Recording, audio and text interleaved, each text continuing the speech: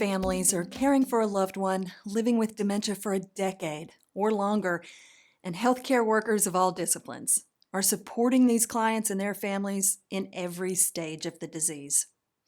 Well, recognizing changes throughout the disease progression and providing the right care at the right time can feel like detective work. The good news is there are observable signs of change and effective care strategies to improve life for people living with dementia and their caregivers in every stage. Hi, my name is Heather McKay. I'm an occupational therapist and dementia care specialist.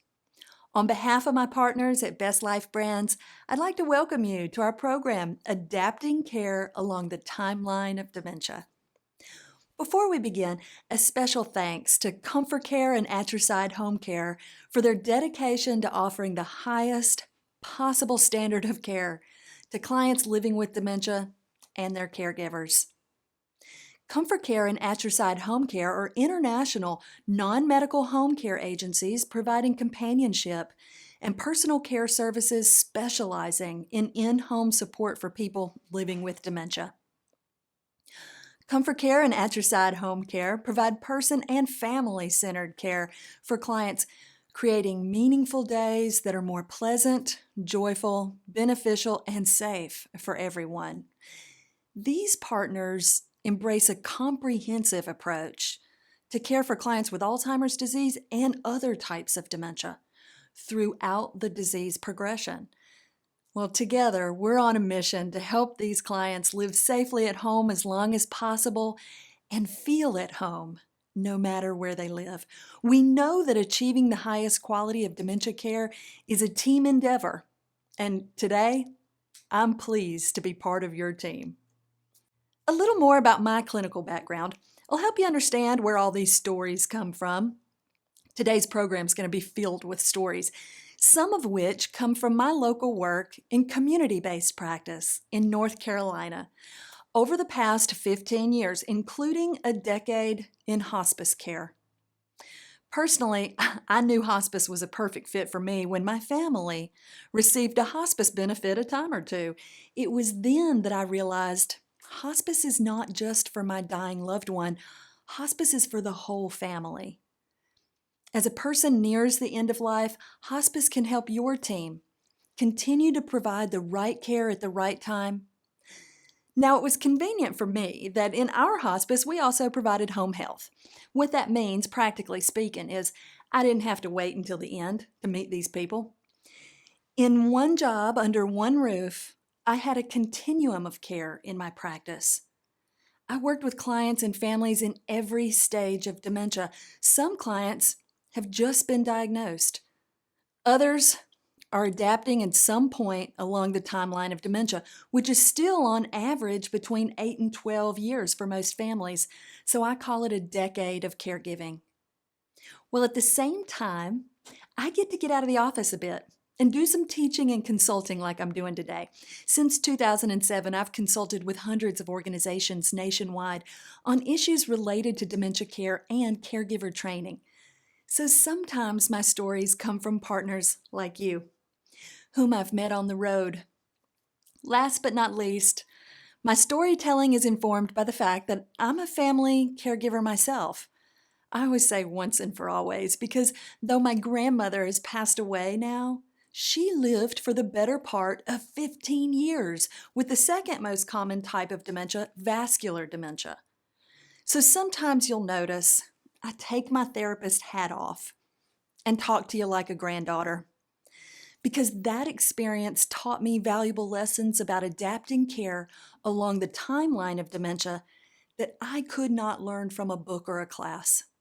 And I believe she's still teaching me.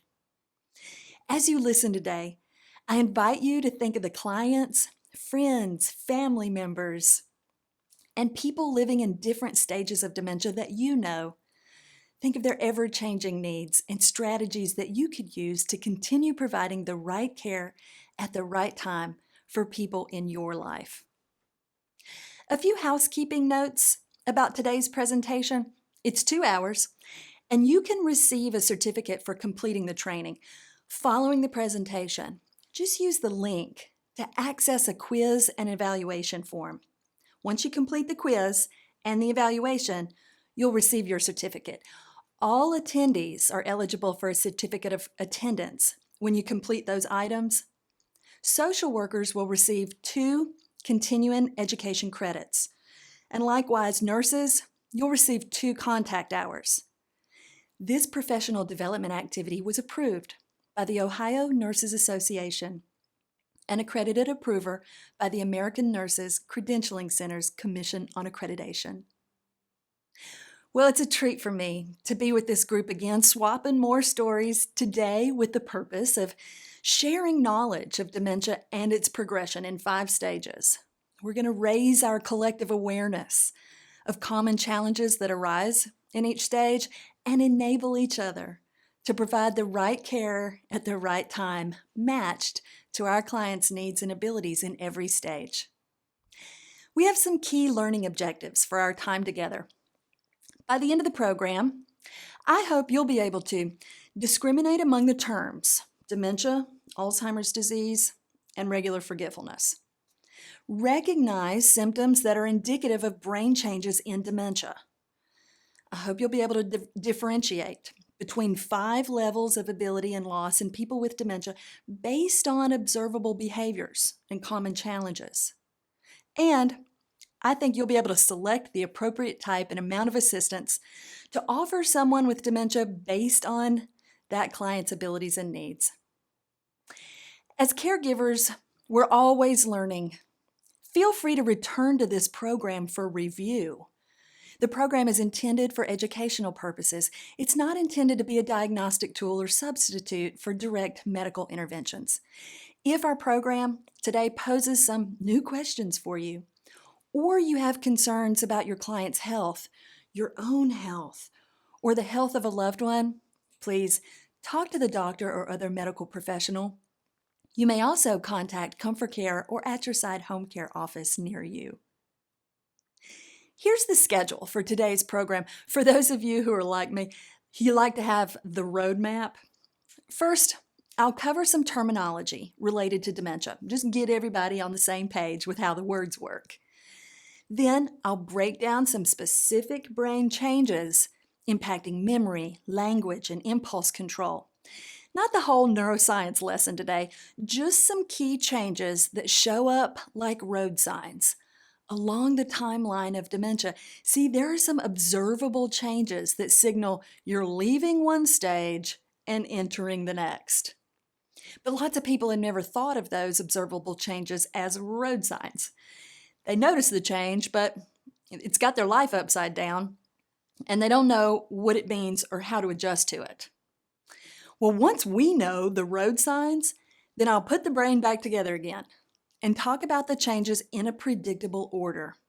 I'm going to share with you my favorite measurement tool describing 5 stages.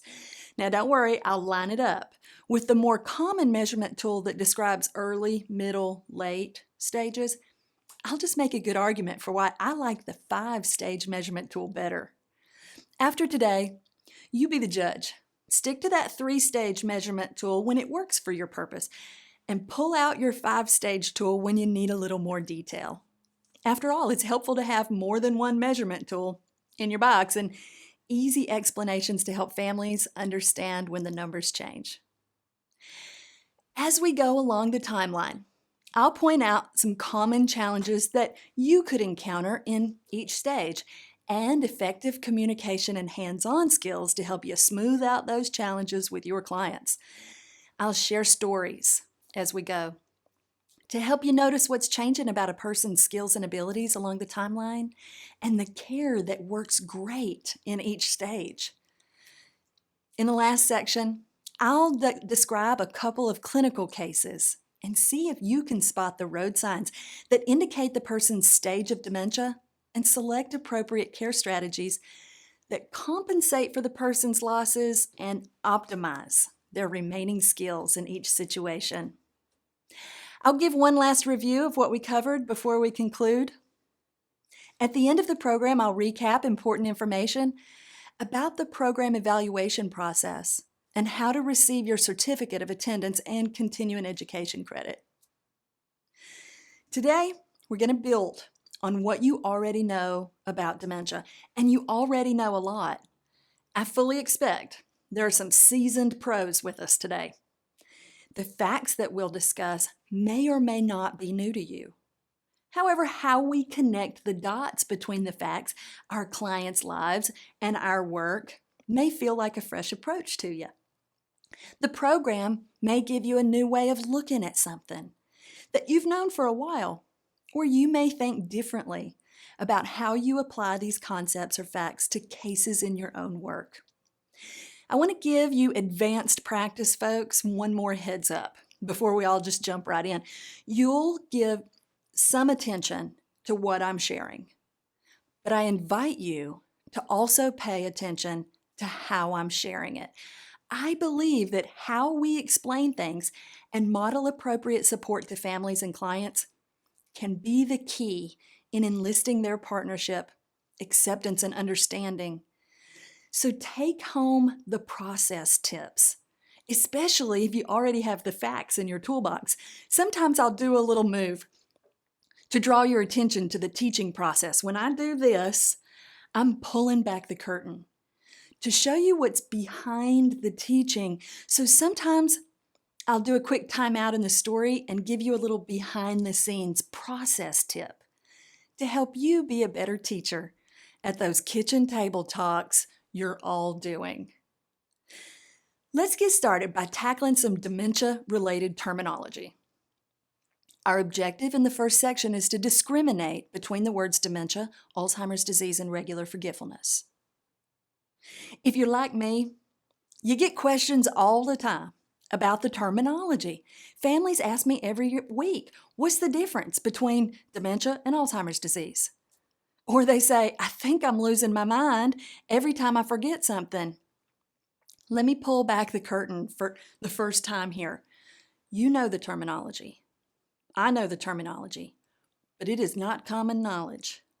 It helps to have an explanation that gets your clients and families on the same page if they've not had the same dementia education you've had. Here's what works for me when I'm explaining the terminology at the kitchen table. I always start with dementia is an umbrella term, and my hands automatically go up when I say that because there are so many types of dementia under the umbrella. Here's what really gets heads nodding. Dementia is a word like cancer because people understand that cancer is an umbrella term. They may not say it like that, but they know it's a category of diseases. Underneath the cancer umbrella, there's skin cancer, lung cancer, colon cancer, breast cancer. The list goes on. It's pretty common knowledge that skin cancer is different from lung cancer, but they're both cancer. The dementia terminology works the same way. Under the dementia umbrella, there's Alzheimer's disease, vascular dementia, Lewy body dementia, frontal temporal lobe dementia, early onset Alzheimer's. The list goes on. Now it makes more sense when you say Alzheimer's disease is different from all the others, but they're all dementia. So the pro tip is connect the terminology with something that people already know. Give families your pocket explanation so they can easily repeat to other family members and friends, and you'll have a partner from your first visit. Those of you who have nice explanations in your toolbox, back me up on this. People say all the time, I can't believe I've been taking my mother to the doctor's office for 3 years and never got a decent explanation of those words. It's not that complicated, and you've explained it so well. I can understand better what I hear in the doctor's office now, and I can share it with a lot more people. Now they understand when I say Alzheimer's disease is the most common type of dementia, and all types of dementia are progressive. So they don't get upset when I start talking about the timeline of dementia because I'll tell them, today I'm sticking to changes that happen in every type of dementia. The road signs I describe are common for people with vascular dementia, Alzheimer's disease, as well as all the other types. Now people with different types of dementia may move along at different speeds, or a person may straddle the line between a couple levels for a while with skills and abilities in more than one level. But you can watch for certain changes and adjust your support to match their abilities, no matter the diagnosis. I call it being an expert noticer. We don't have to trip over the diagnosis or hold a medical degree to notice things. Family members, frontline caregivers, non-medical professionals are among the best expert noticers on my team, so sometimes it helps for me to relax the reins a little. Acknowledge that changes along the progression of dementia might be detected by an expert noticer before they show up on formal assessments. That's a pro tip to the clinical experts out there who are synthesizing assessment data from multiple sources. I'm pulling the curtain back here for you guys. You're painting a fuller picture of the client's disease progression. I've noticed that expert clinicians get the story from someone on the front lines. The clues to your assessment are in those caregivers' stories. Another insider trading tip, pulling the curtain back, I like to use pictures to explain this stuff. But watch what happens when you slide this picture across the kitchen table. Caregivers gasp like, which one am I? They think they're looking at an old brain next to a young brain. And bless her heart, she's 75 years old, taking care of her husband. She thinks every time she loses her car keys, this is contagious. She's scared to death, but she's getting dementia, but she's just forgetting. We all forget stuff. Now, I want her to focus on changes I explain related to dementia, not worry that her brain is shrinking with normal aging.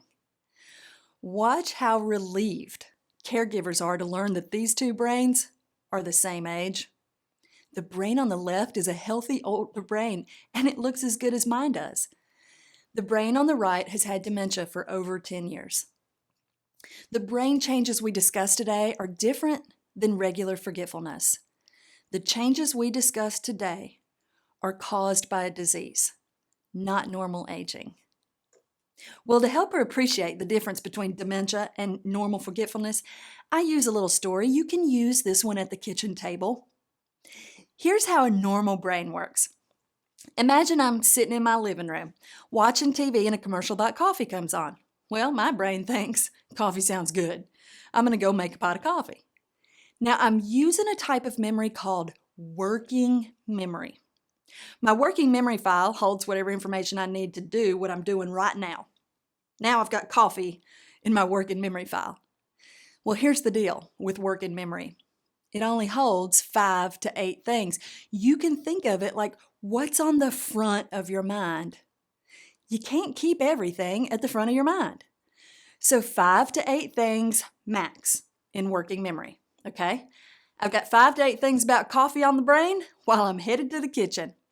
But before I get to the coffee pot, the telephone rings. It's my friend Stephanie from ComForCare. Stephanie and I swap information about today's program. I've got the slides. We're ready in the film studio. So I'm excited to share ComForCare's mission. And oh yeah, we have CEU certificates covered. Man, I feel good about this partnership. But look what's happened. As soon as I've got 5 to 8 new things on my mind, coffee gets kicked out. Folks, back me up on this. I'm standing in the kitchen thinking, what? Why did I come in here? Good news. Folks, that's normal.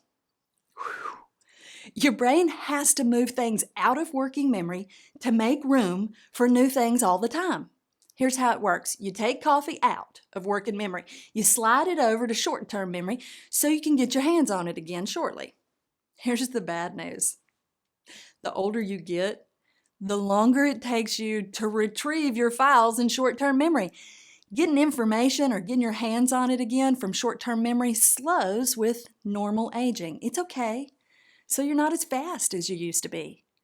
Most of us are probably in the same boat, feeling the delay, because that retrieval was the fastest it would ever be when you were 25 years old. Is there life after 25? You bet there is. Don't be so hard on yourself for needing a little more time to remember things. See if this sounds familiar. I'm standing in the kitchen, can't remember why I'm here, so I head back to the living room. Do you know what it feels like when it falls out of the sky? Like it hit you in the head and you said, oh yeah, I made it halfway to the coffee pot. That's your brain finding the file in short-term memory and pulling it back up to the front of working memory again. You might say you brought it back to the front of your mind. The missing file was forgotten, not lost forever. The oh yeah is the sign of regular remembering. Well, here's the difference. A person in the earliest stage of dementia has a lot of preserved skills, so the difference is subtle. He could see the same commercial I did. He thinks just like I did. Oh yeah, coffee sounds good. He'll get the same phone message I got, and he could respond to a call or a message as well as I did in the earliest stage of dementia. He could swap information on the phone after 5 to 8 things. Coffee got kicked out. So far, we're the same. Here's the difference. In early stages of dementia, some of those first darker cells are in the short-term memory. They're unreliable, so they don't catch everything. The problem is on the transfer. The information didn't get filed, so poof, coffee is gone completely. See, neurons in the short-term memory center are among the first affected. So he hangs up the phone, can't figure out why he's in the kitchen, so he did just like I did. He goes back to the living room. Now you'd have to be watching closely. It's subtle. He'll see the commercial again and say, "Coffee sounds good. I think I'll make a pot." Did you catch it? He's headed to the kitchen like it's the first time. There's no, oh yeah. The missing oh yeah, no memory of something whatsoever is not normal aging and should be further investigated. People will say, "Heather, why do I want to know if I'm losing my memory? I know there's no cure for dementia. Don't tell me if I've got it." I mean, I get that, but consider this. There are many reasons that those brain cells could be operating at less than full capacity, and lots of those reasons are not dementia. And they may have relatively easy fixes. We want to help folks notice these early, subtle changes and help them get to the formal evaluations they deserve, because many people will find out it's not dementia and their full brain function can be improved. Who would pass that up? Well, here's the deal. For all of us well-intentioned expert noticers, early detection is challenging because mistakes are subtle, they're inconsistent, so they go unrecognized. Did anybody notice yet the color difference between these two brains? The brain on your right is so much darker than the healthy brain, and that makes a difference in your life. See, cells are sick before they're dead. And it's the darker cells that are sick, but they're still hanging on. It's those darker, sick cells that make early detection tricky. They're unreliable, which means they will fire for you 1 minute and quit you the next. He doesn't miss every transfer. Sometimes he gets it right. You might think about, well, Dad made a strange mistake the other day. He acted like we'd never talked about this appointment, and I swear we've talked about it, but you could not convince him. Expert noticers may recognize that he has good days and bad days. Good times of the day, times when everything is harder. You all have probably heard of the term sundowning. Well, this is the picture of sundowning. 1 billion sick cells get tired and close shop. They just don't stay up like they used to. So anytime he's tired, he's more likely to make mistakes. Guess what happens to those sick cells, these unreliable cells, when he's not feeling well? You know, maybe he's got an infection or he's coming down with something. Well, you can count these cells out until the illness is treated and he's feeling better. Frontline caregivers, people who know the person well, become expert noticers to say, there's something a little off about him today. That could be the first step toward getting early treatment for a urinary tract infection or a simple over-the-counter medicine for a cold. And watch, 1 billion brain cells check back in for work. Well, here's the thing. The fluctuations happen throughout the timeline of dementia. So at every stage, there will still be good days and bad days. There will still be good times of the day and times of the day when the person needs more help. So we've got to do a little detective work every time we notice a change to figure out Is this something that's happening because of a regular fluctuation that needs a quick fix? Or is this a road sign that marks a new normal and needs a little bigger, longer lasting adjustment? Okay, so we're rolling, accomplishing our first objectives. Brief recap for those taking the test later. Dementia is an umbrella term with many different types. Dementia is not the same as normal forgetfulness. Dementia is a disease. For clients without a diagnosis of dementia, even a subtle change in memory should be checked out by the doctor because it could be something else. With a better understanding of what's normal forgetfulness and what's not, we can shift gears to look more closely at brain changes that mark the timeline of dementia. In this section, let's name some of those observable changes that are indicative of dementia. The things that I call road signs. Examples of observable behaviors are useful to us to help you notice these changes in memory, language, and impulse control.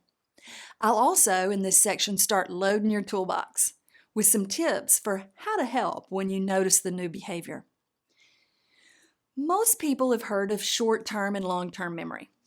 It's pretty common knowledge that dementia takes short-term memory early on and spares long-ago memory.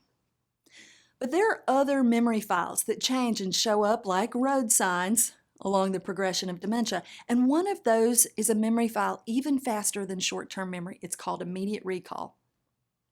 Immediate recall is boom, what just happened. Boom, what I just said. It's that quick. People with changes in immediate recall can ask you the same question back to back to back. Caregivers are saying, tell me about it. I have answered this question 100 times. It's not even breakfast. This is a wife whose husband wakes up with one question on his mind. What time will my daughter be here? His wife keeps telling him she'll be here at 3.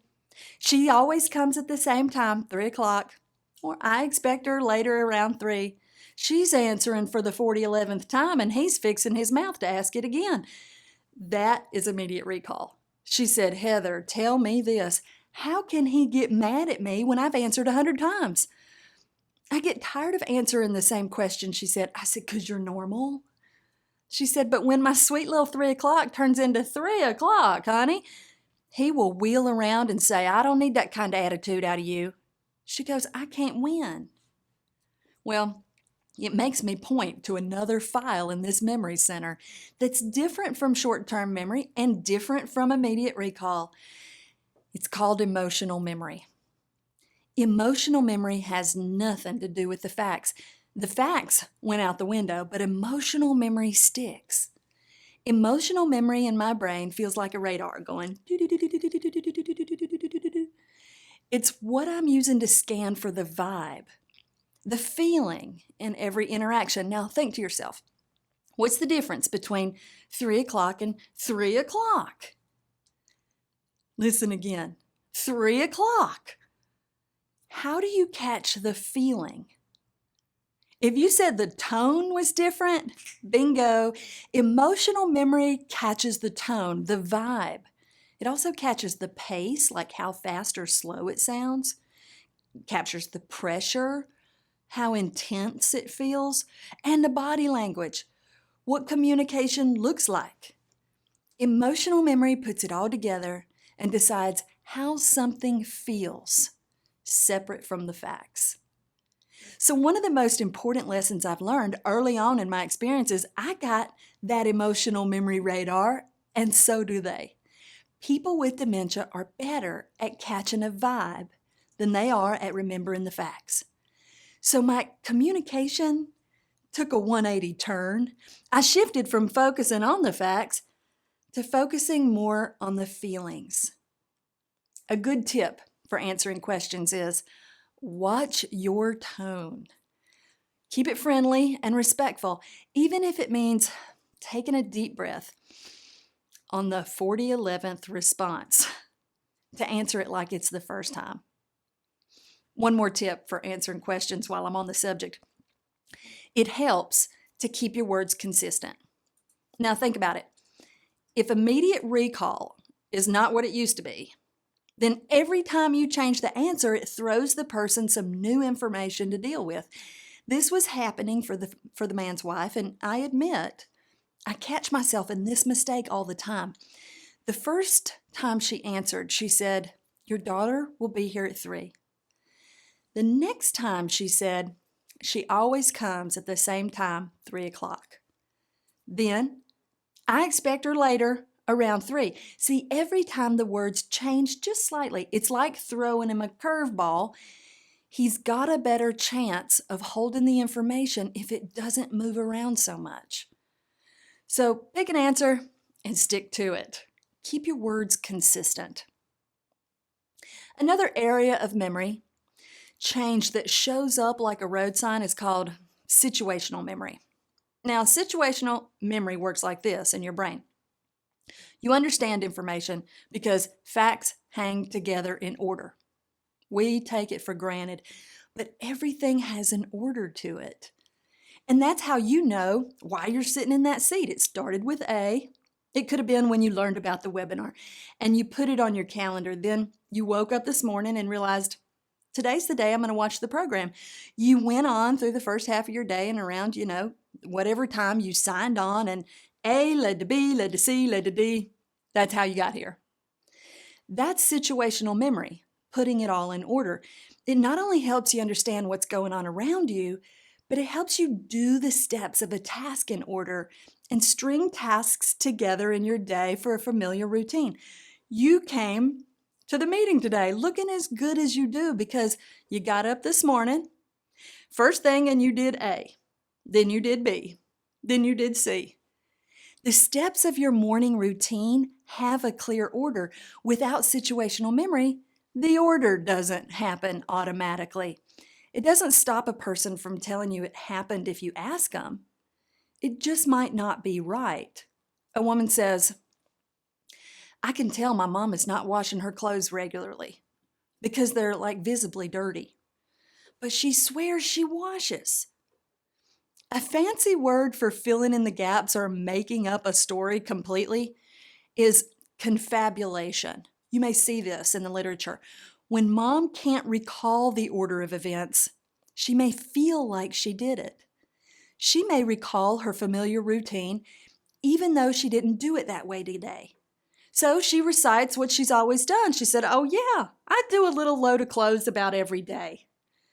Now that you know about situational memory loss and spared emotional memory, you'll be a better detective to spot those confabulations and explain what's happening to families and others on your team. Okay, I'm still thinking about road signs. To spot along the progression of dementia, we got to look beyond just memory. Here's the language center in the brain. It's the temporal lobe where you understand language. Now, it's helpful to say, just like memory files are organized in the hippocampus, you've got language files organized in this language center. Some files are lost sooner than others. For example, look at this area that appears to be hit hard. That darker strip, this is an area where formal language used to be. Look at it here on the healthy brain.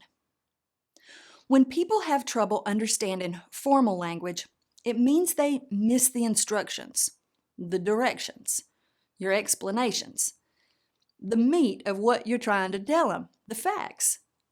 How inconvenient is that?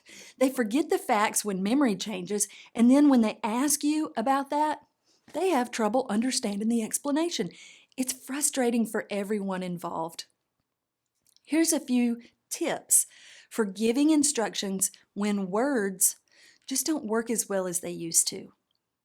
Break down your instructions into smaller steps. Give smaller bits of information, just one step at a time.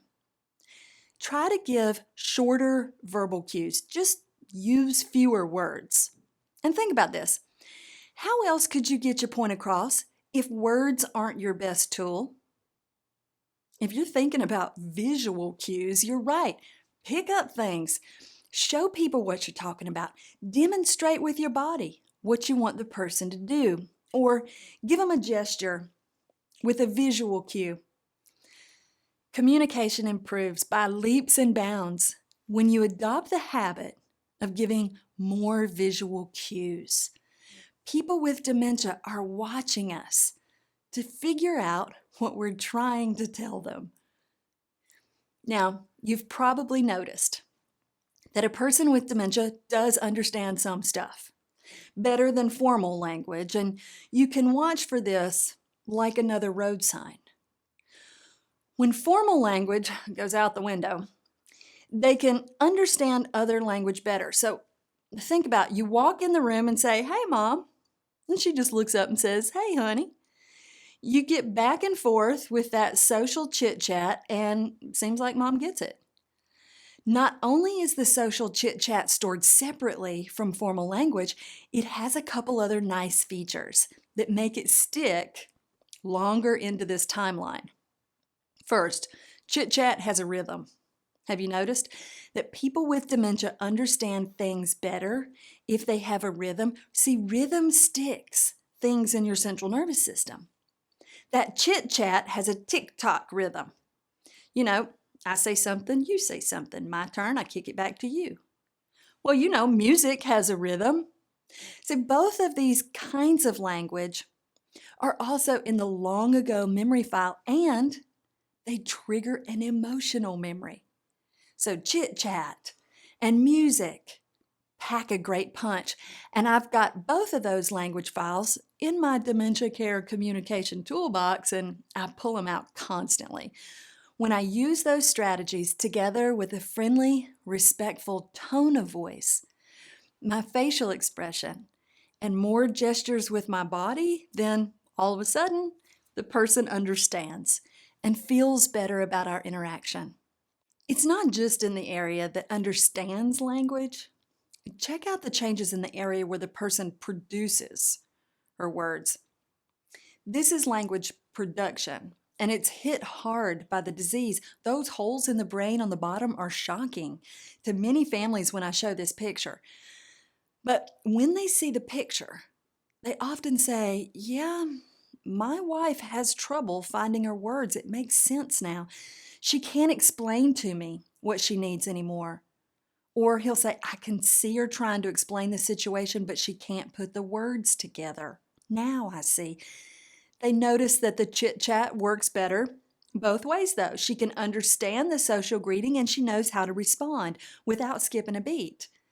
Many people say their loved one can sing better than they can talk. Have you ever known anybody like that?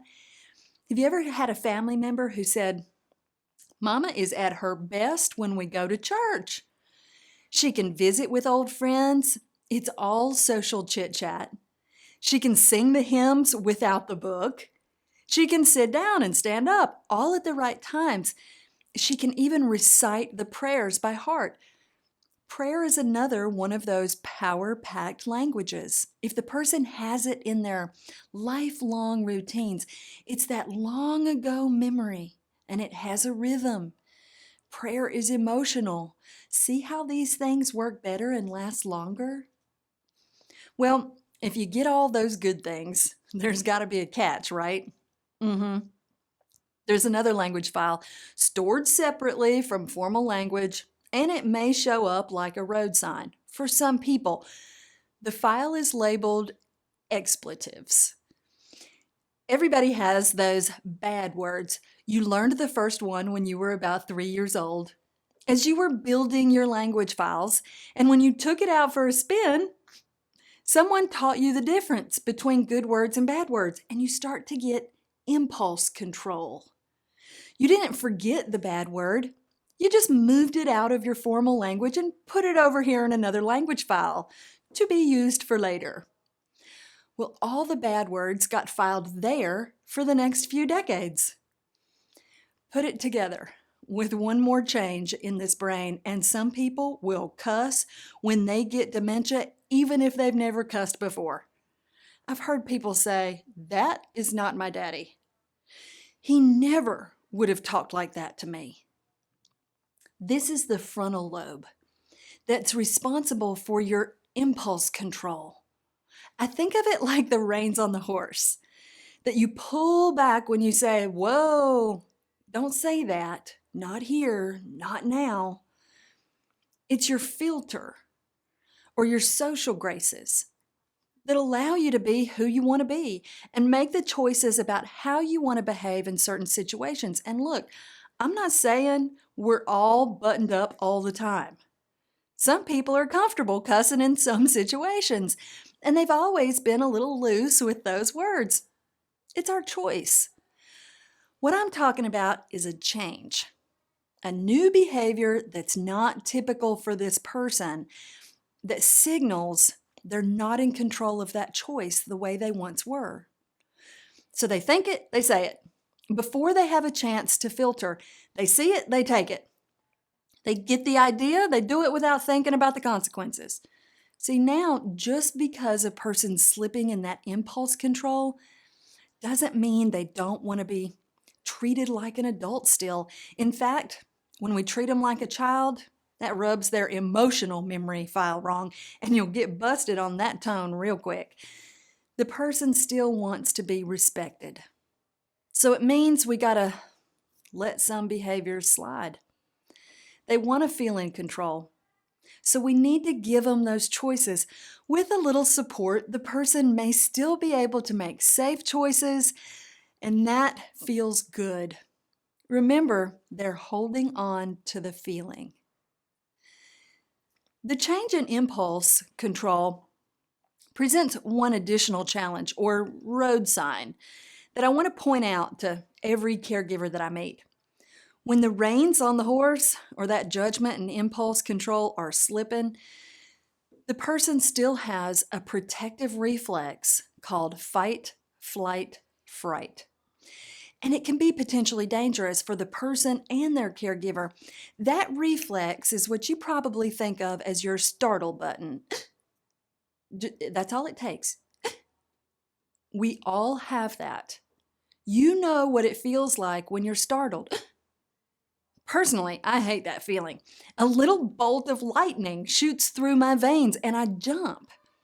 It takes all my impulse control not to clock somebody, and I have to take a deep breath to calm down again.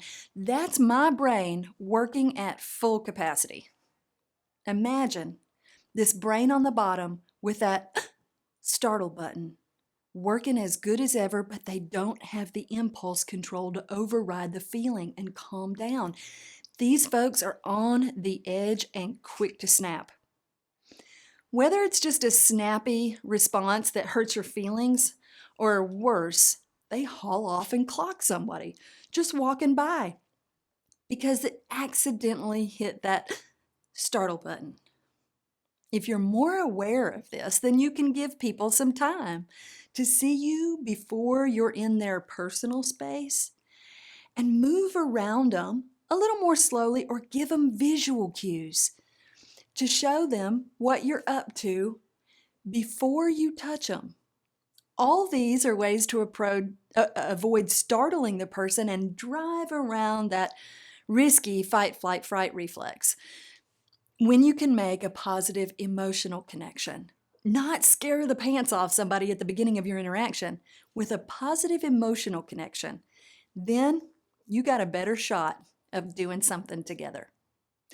So throughout the timeline of dementia from now on, you're going to be a little more tuned in to the emotional vibe and focused on making that emotional connection feel good. Before you ask somebody to do something with that new habit, you'll drive around a lot of the challenges in every stage of dementia. Well, we've taken the brain apart. Now we need to put it back together again to see how the whole person changes over the course of a decade or longer. So, quick review of what we've covered before we move into our timeline. Dementia impacts every area of the brain, not just memory. Recognizing symptoms requires us to look and listen carefully to our clients. When adapting caregiver support, it helps to know a person's remaining strengths, not just their losses. Communication is a common challenge as dementia progresses, but some tips can help caregivers and people living with dementia avoid or minimize those problems. The next slide reminds me to breathe. I hope I'm not the only one doing this these days. Our work environments and routines are so difficult, not to mention the personal time away from work may be missing a lot of what re-energizes and refills your cup. Before you know it, stress is mounting every day. A simple reminder to us all to breathe deeply, relax my mind and my body seems to go a long way these days. I actually need that intention to do it. If I'm just on automatic pilot, I can get wound tighter than a top by the end of my day, and I'll have a headache. Turns out we all have a central nervous system that's giving us signals. Okay, so far so good. Here's where we're headed in the last section. I'll help you differentiate between 5 levels of ability and loss and people with dementia based on observable behaviors and common challenges.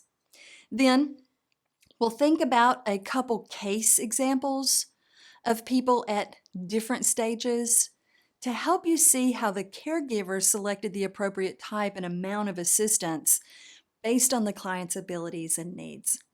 Before we go, we'll recap that important information about your continuing education certificate.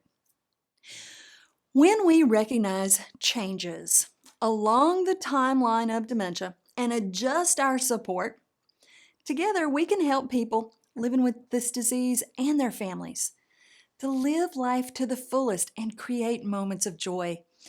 Think about what living life to the fullest and creating moments of joy means to you. When I think of you helping people live life to the fullest, I think about you helping them maximize their remaining skills in every stage of the disease. I think about you helping them engage in meaningful activities so they have a purpose and they feel hopeful. When we do it, we can make meaningful relationships with people in every stage of the disease, and we can all have more fun. Sometimes you'll even see a person living with dementia accomplish something you thought was impossible. We can help people be in the moment, express themselves, be creative, and at the end of the day, the better we understand dementia's timeline, the better we are at anticipating and avoiding or minimizing predictable challenges. That, my friends, is becoming an adaptive caregiver. Well, one of the reasons the timeline of dementia is such a popular topic, and one of my favorite topics, is because I talk to caregivers all the time who say, we have predictable challenges. They actually explain to me that they notice a person with dementia is different, and they suspect this person, he or she, has actually progressed in the disease. So it's not that temporary fluctuation or just a bad day. This caregiver is such an expert noticer that they say, every time that transition happens and before our team has the chance to catch up and adjust our care to the resident's new level of skills and abilities, see, there's always this rough spot. Lots of challenges at every one of these transition times. Because they say, we're doing what used to work, but it's not a match anymore. I think that might be at the heart of many of the challenges that I consult on. In other words, a CNA told me, when it comes to dementia care, what worked for you yesterday, just not guaranteed to work for you today. She was putting her finger on the issue that this is a progressive disease. Caregivers who see that pattern are expert noticers. They can recognize the mismatch faster, and they can make the adjustments more smoothly for better days on the other side. In fact, caregivers of all stripes tell me, hey, Heather, once we adjusted to the new normal, things got better. Of course, it changed again eventually, but over time it seems like we adapted more easily. Folks, that is music to my ears. And the reason I keep saying the timeline is one of my favorite topics. Let's take what we know about the road signs and put them together on this timeline so we can be better detectives and actually collect some strategies to adjust our support at the right time. I call it keeping up with our clients as their care needs change. Don't forget, every person's experience of dementia is still individual, but we can predict and become expert noticers of some observable changes over the timeline. Before I jump into 5 levels of progression, let me give you just a little background on my measurement tool. I'm pulling the curtain back here again. This is a nice little process tip. Family members are looking for information about how far along their loved one is. It's probably one of the most common questions I get in my consulting practice. They appreciate a little explanation of what the measurement tool itself is because there's more than one measurement tool out there. I'm going to share one with you today. It happens to be my favorite, but it's not the only one. The family member may go to the doctor's office and hear about progression in 3 levels or read about 3 levels of dementia online, maybe from the Alzheimer's Association or some other good source. The 3-level system measures early, middle, late, or that might say mild, moderate, severe. Either way you cut it, that's 3 levels. I don't pull that one out quite as often, and here's why. As soon as I can share a little more detail for folks, it seems to help them understand and adapt to these changes that are happening. Because think about it, a decade of caregiving in just 3 levels, there doesn't seem to be a lot to hang your hat on there. Especially in that middle stage, using that tool is one of the most difficult times in a family's life. Everything they were used to is upended and the person continues to change. That middle stage can last 5 years. So they need more information. They need more to work with than just middle stage. And I'll make a case for this tool compared to measurement tools that have 20 or more levels. I mean, if you're like me, I just can't remember that many. I can't remember the difference between level 17A and 17B, unless I got the book in front of me. Now, it's not that I can't reference my documents in my books when I'm reading in a medical chart, but at the kitchen table, that's not the tool that I reach for. This one is my favorite for very practical reasons. It's developed from the Allen Cognitive Assessment, which is actually produced by an occupational therapist, but that's not necessarily why I like it. I like this one because it has enough detail without being too much. The way this tool works is it starts with 5 and works its way down. And that's a little different from some of the other tools that might start with 1 and then count up as the disease progresses. So you can see why a whole lot of folks would need not only your assessment or the level of skills and abilities, but they also need an explanation for what that number means. Some people ask, Heather, can this tool be used with any type of dementia? Well, I've found it very generalizable. Another reason that it makes its way into my toolbox is my favorite. Let me just give you a little heads up on how it would be different in different types of dementia. You see across your screen a straight line from 5 to 1 now, but it's actually in the pattern and how this line will change over time that helps folks distinguish between one type of dementia and another. For example, if the person has Alzheimer's disease, typically this progression will go in a steady, straight line, gradually down. A person reading a description of these 5 levels may say, my daddy progressed by the book from 5 to 4 to 3 to 2. This is like reading the story of my life. It happened in my dad in that order. Well, that's a little different from folks like my grandmother, who had the second most common type of dementia, vascular dementia. You'll read about vascular dementia with a stair-step pattern. If this line were used with vascular dementia, it would go 5, and then a plateau, and then it would drop suddenly to change to 4, Not the same gradual line, but a stair step down. Now she's got skills and abilities left. It's the new normal. And it's this plateau, so she stays the same until kerplunk.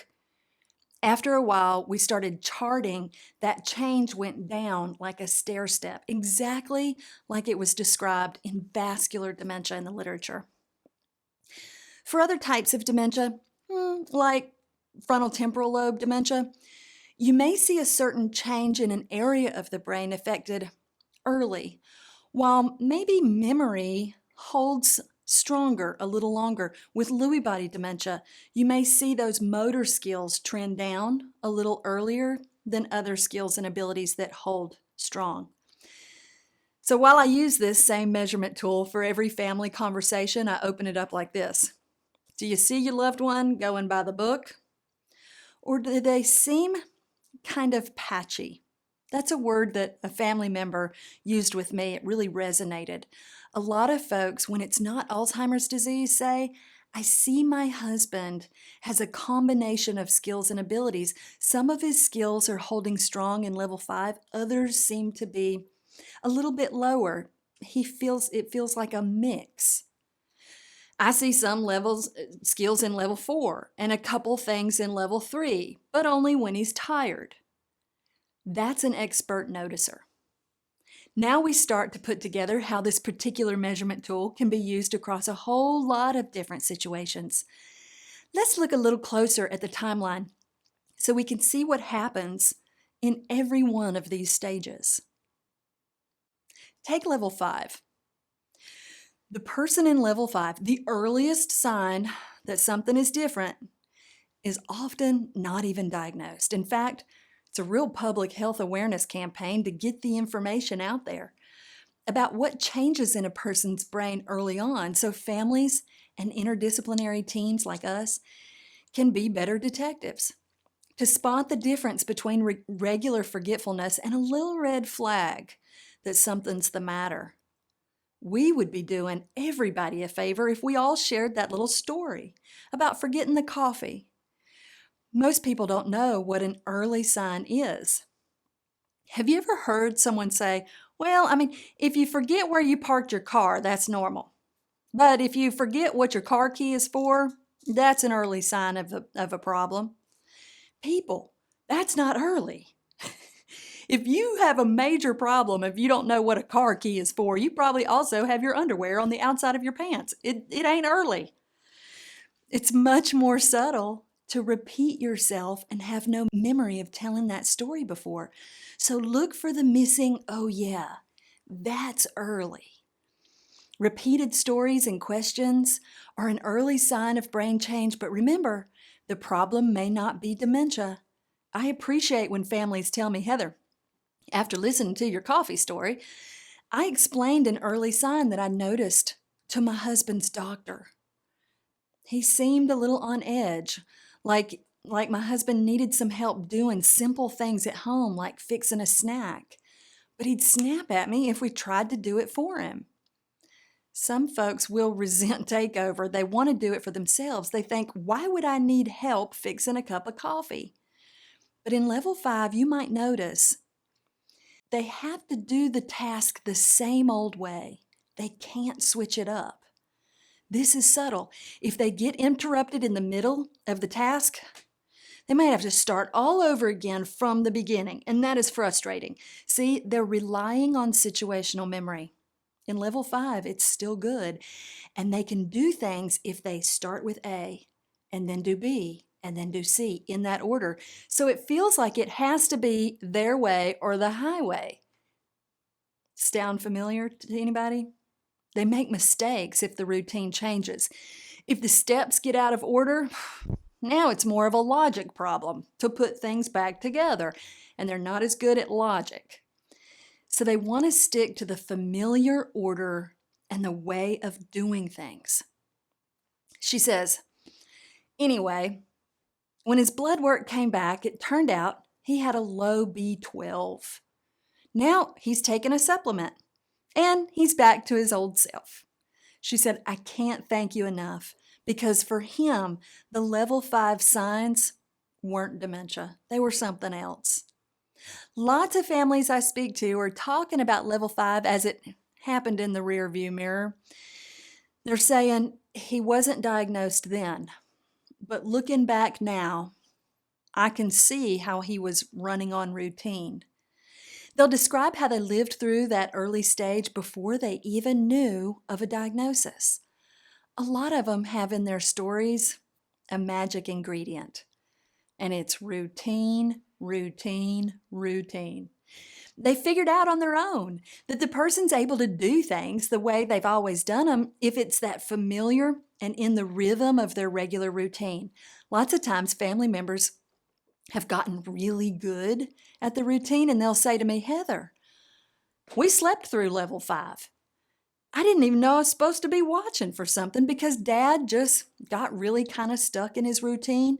But the more we supported that routine for him and the more we helped him stay on track, well, it made life easier for him and for us.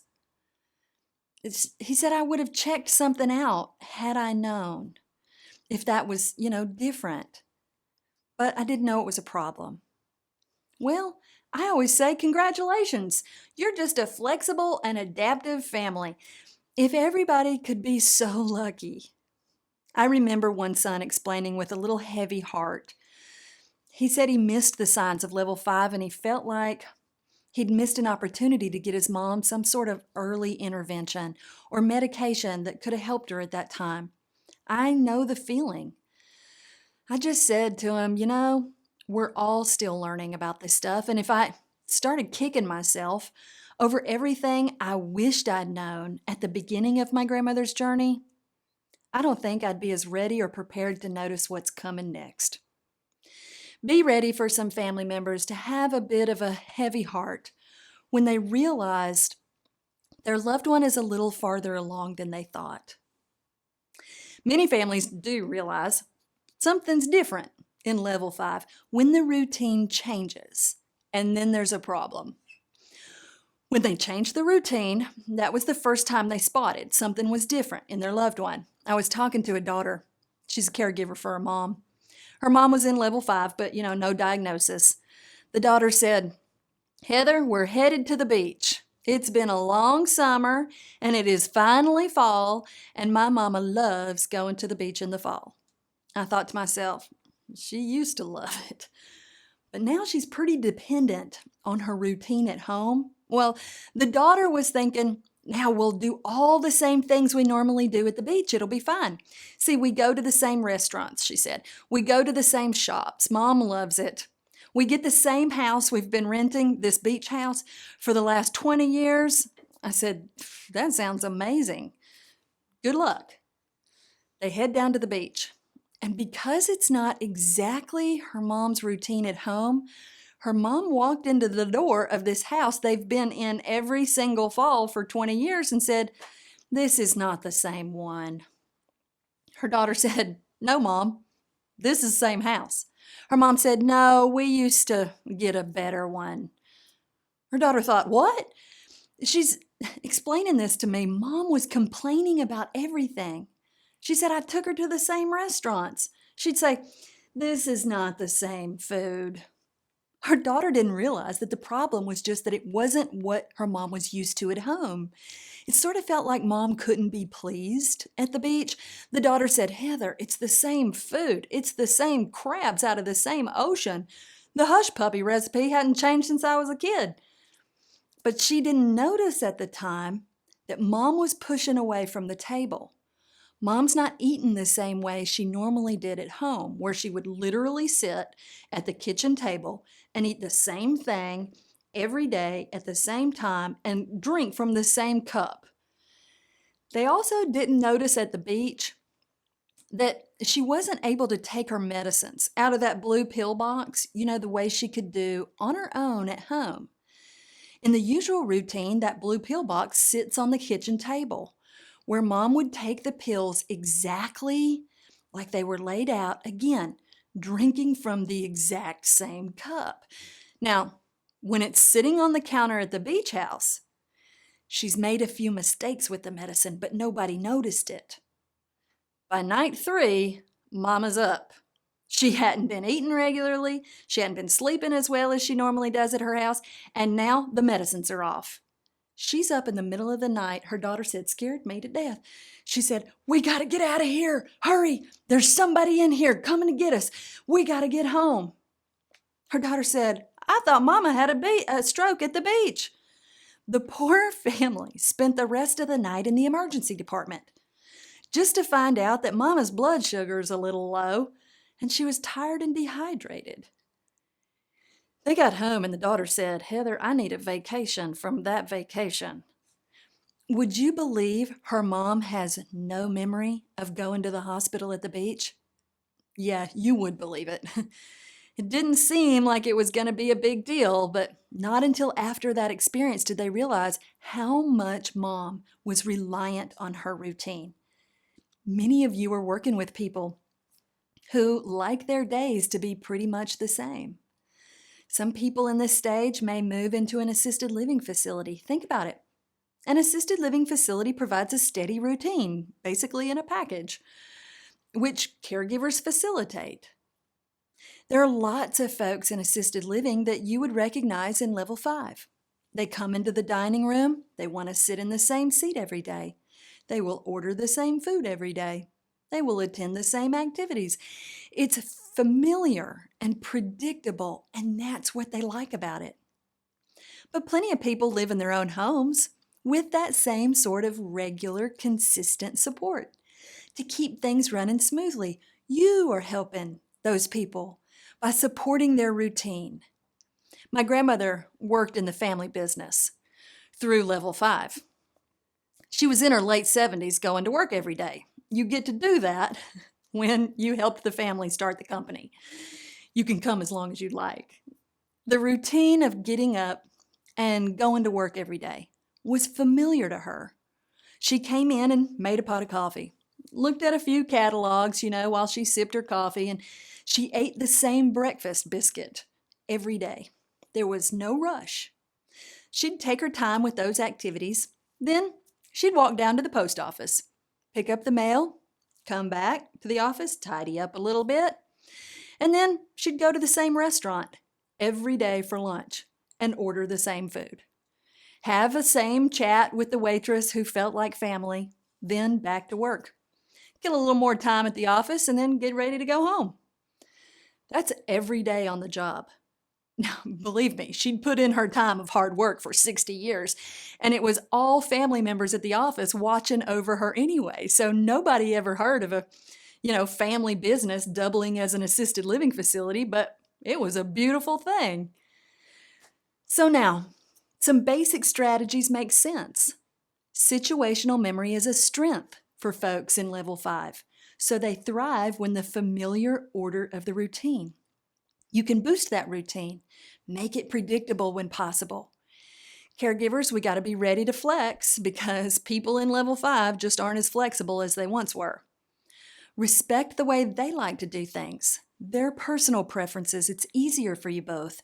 Build in these opportunities for the person to make choices, but offer simple choices that they like, not big, wide open questions like, "What do you want to do today?"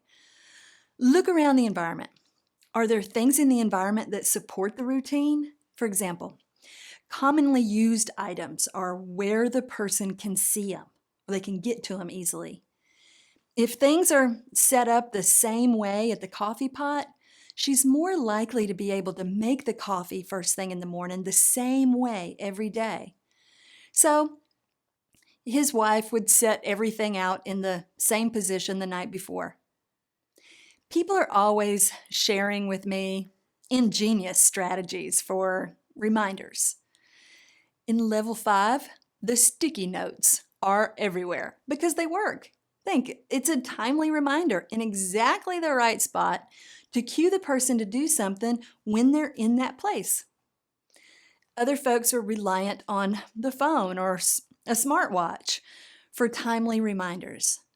Just think, once you set it, the reminder happens consistently, the same way every day from here on out. It's a one and done trick. These things work great in level 5. And they keep caregivers from feeling like they sound like a nag. Honey, do this. Honey, do that. The emotional tone of your communication is important here because people in level 5 don't want to feel incompetent. I mean, does anybody? When the reminders are built into the environment, then caregivers say they feel like their communication kind of returned to normal, friendly, social communication like they'd always enjoyed at home. Folks may or may not have been diagnosed in level 5, but I see a whole lot of folks coming in for an initial consultation with a new diagnosis actually in level 4. The reason is the routine is not enough anymore. Family members have told me it feels like we're in a house of cards, and now all the cards are falling on us. One son, he said, "For a while I felt like I was keeping all these balls in the air." He does this juggling motion. He said, "But all of a sudden I couldn't keep things going for Dad." This is the wisdom of my CNA friend who said, what worked for you yesterday is not guaranteed to work for you today. That mismatch that happens when the person with dementia has moved on and our strategies for care just haven't caught up yet. If you listen closely to the caregiver's story or watch the person in level 4 do things, you'll notice they have trouble with the steps of the task because situational memory is failing in level 4. They want to just get it done. And they think they can do it, but they mess it up and can't go back and fix their mistakes. If you listen to them talk, they're having more trouble explaining the situation or spitting out the formal language. They're asking a lot of like who, what, when, where questions. These are situational memory questions. How did we get here? Who was that? Because they can't really predict the consequences of their mistakes, these folks may not ask for help, or they will swear up and down they don't need your help. Now, here's a little process tip. I'm pulling the curtain back again for those of you pros in the audience. Be on the lookout for some of the most stressed out family caregivers dealing with folks in level 4. Family members are at the end of their rope in this stage. Sometimes they're coming to you for the first time for information and resources about how to help their loved one who's been living alone and who's made it through level 5, but they can't make it at home by themselves anymore. I'm thinking of a family caregiver who came through my door at the office and she was absolutely wrung out. She was about to cry just coming through the door. You can picture this. I got her back into the library where we meet, and I gave her this visual cue to take a deep breath. I wanted her to tell me a story, but I wanted to hear what was happening to her, but she was so stressed out she couldn't find the words, so I gave her another big cue. Take another deep breath. And I said, "Tell me what's happening." She said, "Well, Dad, it's Daddy. He's out there at the house. He's been out there by himself." She said, "I've been trying to get him help, but it's like he won't let me anymore. I don't know what to do with him. They say he can't live out there by himself." See, this is when people spill out the challenge they're encountering in level 4. The routine that they used to have isn't enough anymore. She said, "We used to have a good routine." I said, "Oh, okay, what was that?" She said, "Well, every single week, for example, I would do the grocery shopping. And as long as I bought all the same stuff and put it out there where Daddy could see it, he could feed himself, through the week." She said, "I'd just call, frequently checking in on him, and it was fine. I didn't mind that he ate the same thing every day, but now I don't think he's eaten." She's never heard of situational memory, so she can't figure out why he's not doing his part of the routine. See, in level 4, situational memory starts to fail, and the steps of the routine don't hang together in order anymore, but she's never heard of that. So I said, "Well, how do you know he's not eating?" She said, "Well, I see the food, every Friday. It's like it's in his house. It hadn't really moved like it normally would." She said, "Heather, I'll be honest with you. It's the medicine that I'm worried about. In his old routine, he would take his medicine 3 times a day, just sitting at the kitchen table, with his meals, literally drinking from the same cup. That was the way he got his medicines right. if he's not sitting at the kitchen table, she said that I'm afraid the medicines aren't going down the hatch. I said, yeah, you're a really good detective. So what have you been doing about it? She said, well, I'm running like a chicken with my head cut off. I'll stop on my way to work and pick up a biscuit, something for his breakfast, and I'll take it out there to him. She said, if I give it to him and he has everything right there while I'm there, then at least I know a little more. I have a little more relief that I've seen him eat and I've seen him take the medicines. I just hand it to him. Here, Daddy, something to eat. Here's your coffee. Wash it down. Here's your medicine. She said, when I hand him things in that order, since then, she said, he can do it. Because she's never heard of situational memory, she doesn't realize that she's already adapted beautifully to that challenge in level 4. It's that step-by-step setup that she gives him every single step of the task in the right order, right when he needs it, with a little bit of rhythm like a good caddy. She's setting that golfer up to take the shot. She said, he acts like he can't do it when I'm not there. But when I'm there, he's fine. I asked her, well, how does the rest of the day go?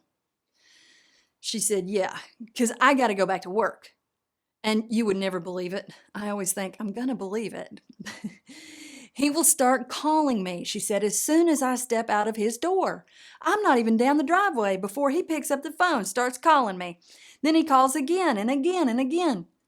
I believe it because I know immediate recall is also changing in level 4, but she's never heard of immediate recall. He'll pick up the phone, she said. He will call as soon as I leave and say, what are you doing? Well, she'll say, Daddy, I'm going to work. He says, when are you coming by here? She's like, Mercy, I just left. I'll be back at lunchtime. Just hang on and I'll see you in a little bit later.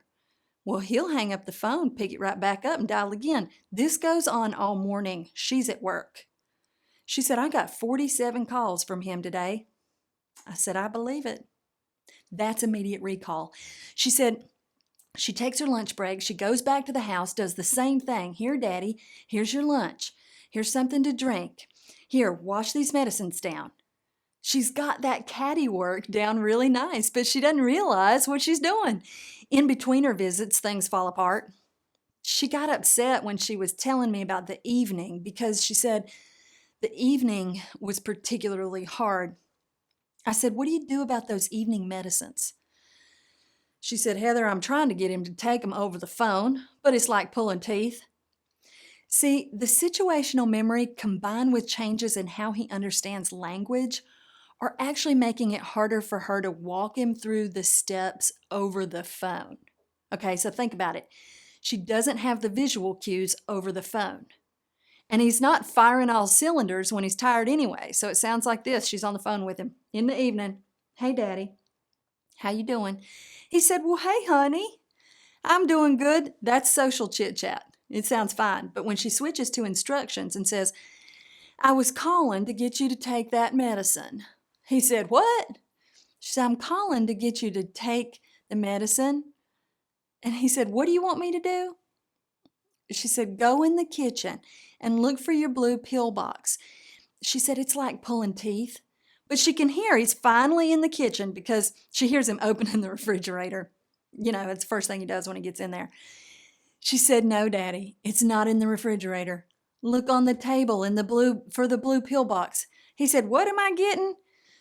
She said, the blue pill box. She knows when he's finally gotten it because she can hear him rattling it. You know, the kind that has like 7 days across and 3 or 4 times a day down. It's a whole box of pills. And she can hear it rattling. She said, Daddy, do not mess with those pills. I'm going to tell you which ones to take. Now remember, he doesn't understand formal language or instructions as well as he used to. Listen to what it sounds like when she said, I need you to take Thursday night. So just go across the top till you see Thursday, drop down to the bottom of that column and only open that one door. That's all formal language. And he doesn't get it. So naturally, he starts popping open all those doors. Pop, pop, pop, pop, pop. She can hear it. She said, no, Daddy, don't mess with these pills. Just put it down. Before she can get him to take his little hands off the box, He turned it upside down to look at the bottom. Now all the pills are on the floor. She can hear it over the phone. She said, "Hang up, Daddy. I'll be out there in a minute."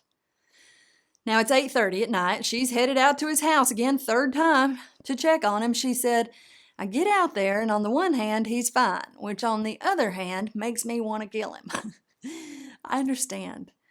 She said, "The mess that I saw when I walked in the door, the refrigerator hanging wide open. I can see the pills on the kitchen floor. I expected that.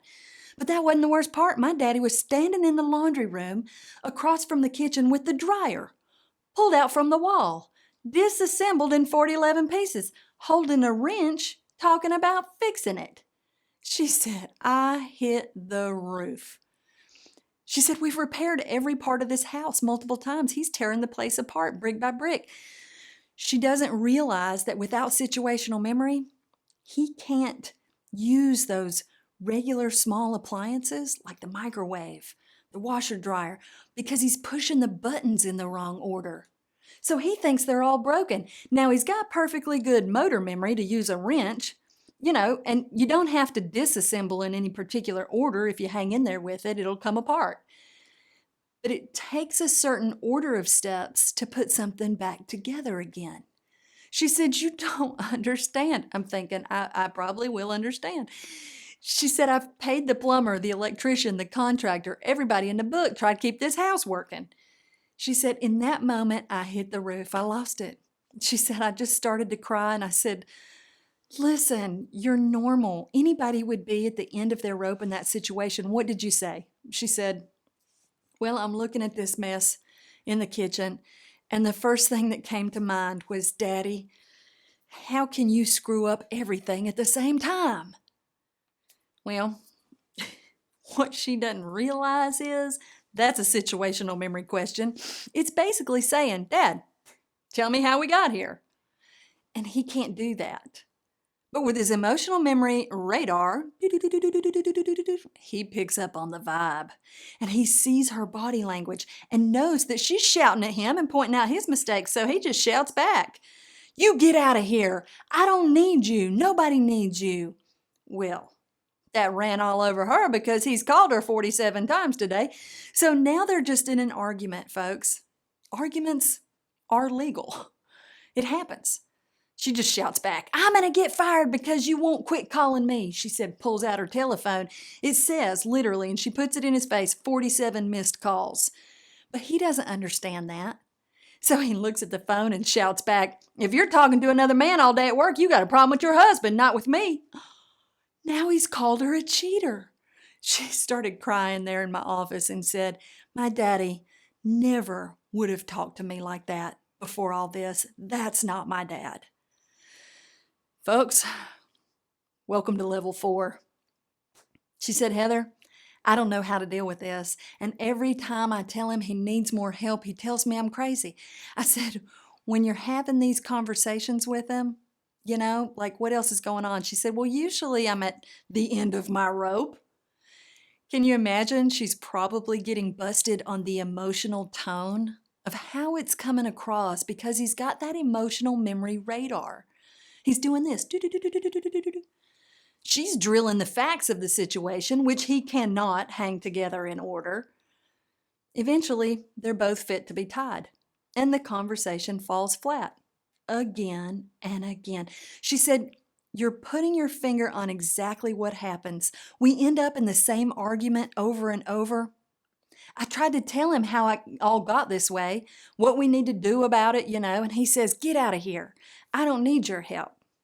She said, "Heather, he needs help with everything he does."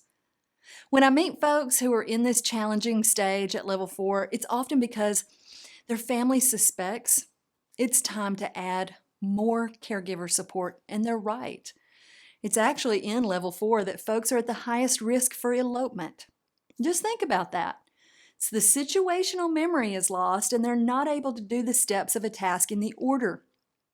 It doesn't mean that they don't have ideas and that they don't have a mission or set out with something on their mind. They just don't get the order of steps right. And folks, devil's in the details. Combined with the fluctuations that happen on these darker cells, they'll fire for you 1 minute and quit you the next. It means that he can go out the door to do something normal, like check the mail. But because 1,000,000,006 cells will fail in just 1 minute, the next thing, he turns around and doesn't recognize that house.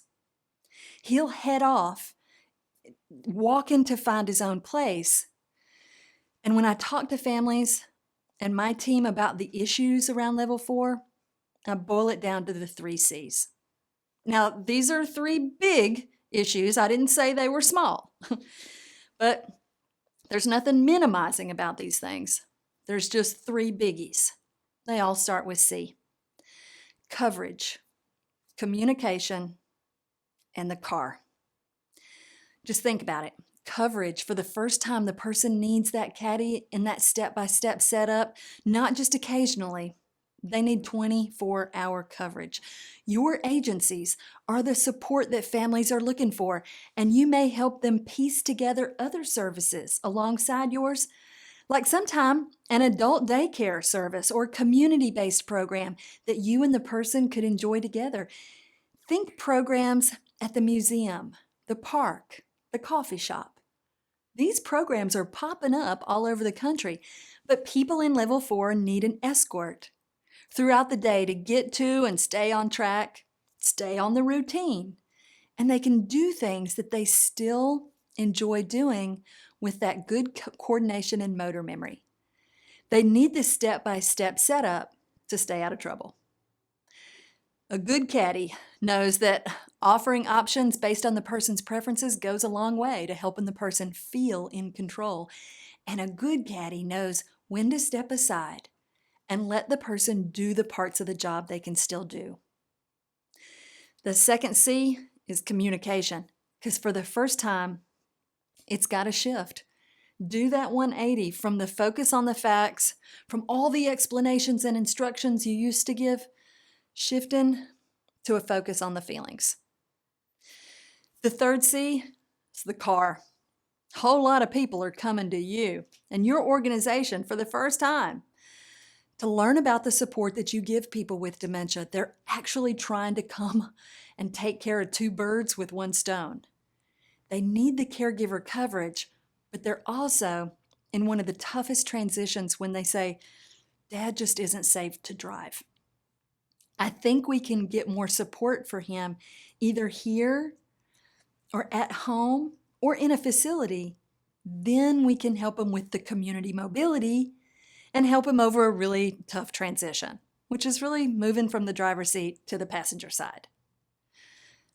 When this disease keeps marching on, your telltale sign that the person's moving from level 4 to level 3 is that step-by-step setup isn't enough anymore. Expert noticers recognize that motor memory was a strength for the person in level 4, but when she changed, that good caddy handed her something and she didn't know what to do with it. You may notice in level 3 that it's harder for the person to do simple things for herself. I hand her a shirt, but she's not sure what to do with it. She didn't know how to get in that thing. I'll never forget the time I handed my grandmother her toothbrush. Like, I'm a good caddy. I had the toothpaste on there just the way she liked it. I turned to get the lipstick because I knew that was coming next. But before I knew it, I turned back around and she had that toothpaste in her hair. Darn it, the motor memory just didn't kick in.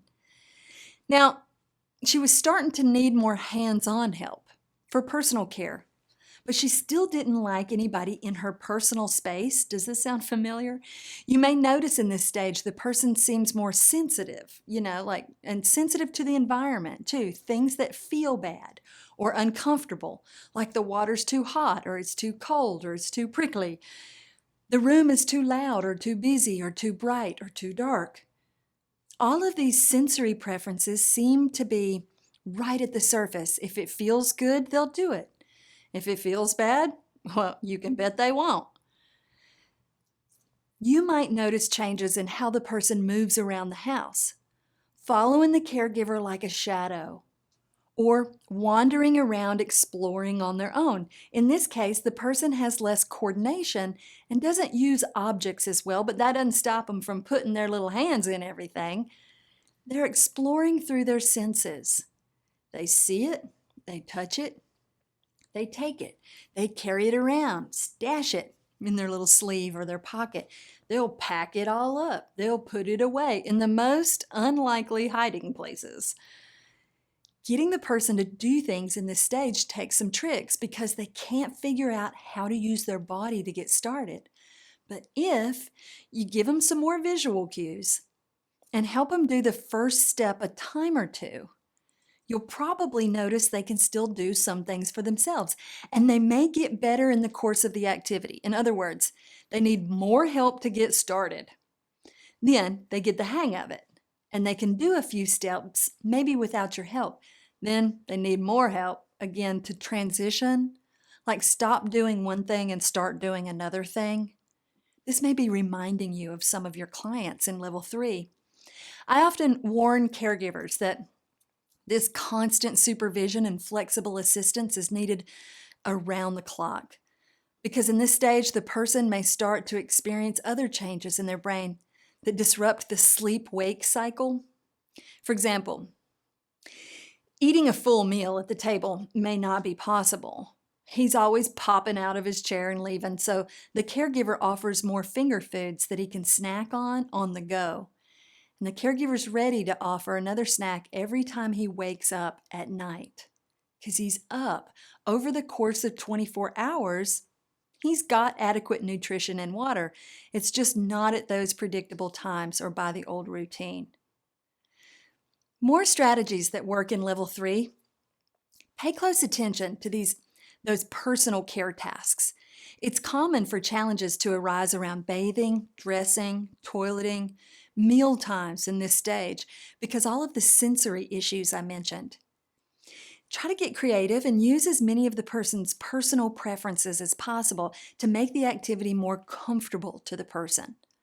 Simple changes in lighting, temperature, or how the activity is set up can make a big difference. It makes it feel better to the person. For example, you know there's more than one way to get clean and dry.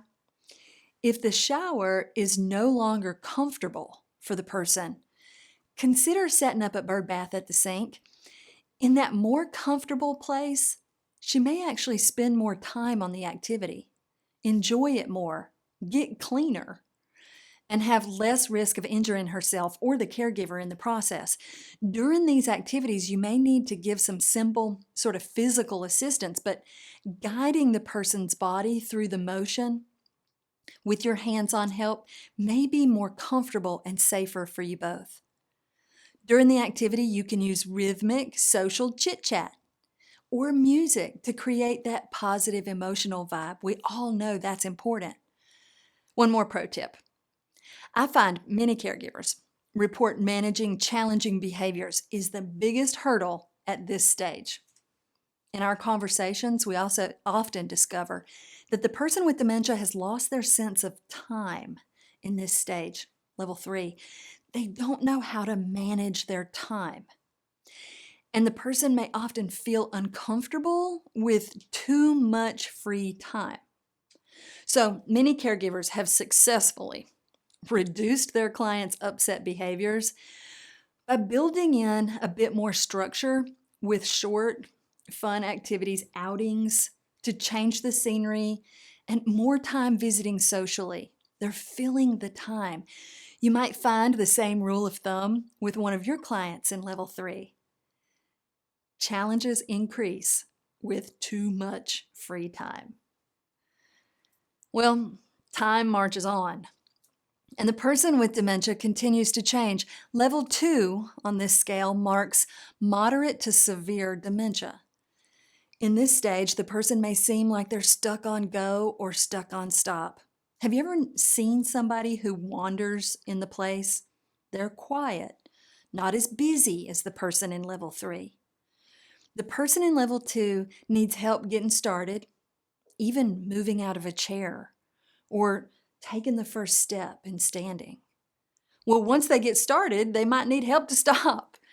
That pacing is an automatic, repetitive action they don't have as much control over as they used to. Caregivers who have never heard of that may think, well, I thought Mama just wanted to walk all day. But if you pay attention, you can tell the woman in level 2 is very tired. Her walking is getting worse as the day goes on, and she stumbles more in the afternoon because she needs help to stop and rest. She can't get in the chair as easily as she once did. Have you ever noticed somebody to sit down and then pop back up 1,000 times? It's common in level 2 to just be stuck on go. To help the person relax a little longer in the chair, maybe they need some favorite music. Maybe they like a foot rub or a warm blanket on their lap. Have you ever known somebody in level 2 to fall asleep and sleep for days? I'm talking Rip Van Winkle. The person is stuck on stop. It's because the part of the central nervous system that controls that sleep-wake cycle is continuing to decline. That flip side of that coin is he can be up for days too. The caregiver's needs are in constant balance. People in this stage still want and need friendly connection, but communication skills are very limited. They need more time to respond. They also need us to place things in their visual field, or they can't see it. Now, a little lesson about your visual field. Here's your visual field. Everything that you can see around the side without moving your head. Now shrink that 6 to 8 inches. Roll it around and drop it down to your belly button. That's the person's visual field in level 2. Have you ever approached a person in level 2 and noticed that they see your feet first? When you're about 6 feet apart, your feet may be the only thing in the person's visual field. Have you noticed that they may scan up your body slowly, putting you together piece by piece? They may not realize that you're there until they, ching, get to your face. They might not realize you're a person and you're there to greet them until they see this. That's how long it takes for them to process you're there. So when you approach a person in this stage, give them time to see you. You may show your hand right down there in their line of sight. Give them a friendly greeting and call them by their preferred name. And then wait a few seconds to see if they come up and see you before you enter their personal space. In addition to vision changes, you may also notice some reflexes in stage or level 2. A telltale sign is that automatic grasp reflex. Have you ever been caught in the vice grip? It can happen in earlier stages, but it's real common in level 2. They have got a strong grip, but they can't let go. It makes doing things with their hands real difficult because they got trouble grading their strength. Folks in level 2 may pick up items and carry them. They may have a hard time letting it go. But they might also rub, clap, pat with their hands. Otherwise, it's just difficult for them to use their hands to do things, like, say, open a door or drink from a cup. They might not be able to do that. If you notice these folks enjoying an activity, it may look like they're just watching or imitating others. But that could be the just right participation for them. Remember, these clients still want and need to feel pleasure and kindness. So keep that good social chit-chat alive and give these people a chance to respond. If you don't hear anything at first, just keep including them in the conversation. They can feel it. And you never know when they'll chime in with something unexpected. Signs that the person is nearing the end of the disease start to appear in level 2. These are signals. And you can talk to families about these things before the problem worsens in level 1. At this point, families may notice their loved one eating and drinking less. But with some creative problem solving together, You might be able to meet those basic needs. For example, a person in level 2 may do better with finger foods, that don't require a fork or spoon to eat. They may carry the snack around the house as they walk. I call that eating on the go. They may need thicker liquids to help them swallow safely as long as they can. And despite infections popping up more frequently, caregivers, y'all can get good at recognizing the signs early and get treatment quickly to curtail the symptoms of like urinary tract infections and other things. Remember, things are still changing. And a perfect adaptive strategy that worked yesterday is not guaranteed to work forever. Here are a few strategies to keep in mind when caring for a person in level 2. They'll need more hands-on assistance for personal care, but when you can guide the person's body through the familiar movement, it can feel more comfortable to the person and help you drive around that fight, flight, fright protective reflex. What do I mean by guiding the person's body through the movement? Well, imagine if you're somebody in level 2 and a caregiver is helping you eat a meal. How would it feel if a spoon in a stranger's hand swung around to your face without you even seeing it? That would startle any of us. Have you ever watched a person in level 2 squirm in that situation? Their mouth is shut tight. They're turning away from the mysterious thing that's in their personal space. Now, think about how different it would feel if you were holding your caregiver's hand. The caregiver's got the spoon, so, the caregiver can control that tool. But now you're holding onto the caregiver. As the spoon scoops down on the plate, your arm extends. And when the spoon approaches your mouth, your whole body is engaged in that motion. Watch closely when a person in level 2 eats this way with the caregiver. The person is more likely to open her mouth to the incoming food because the hand-to-mouth reflex kicks in. The whole central nervous system is working at its best to activate this primitive reflex, but only when the person's own arm is engaged in the familiar movement. Hand-to-mouth reflex doesn't work when only the caregiver's hand comes in.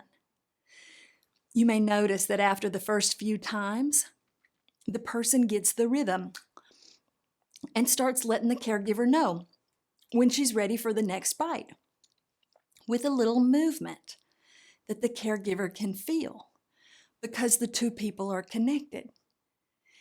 That's because the person in level 2 is better with rhythm and repetitive movements, one step over and over.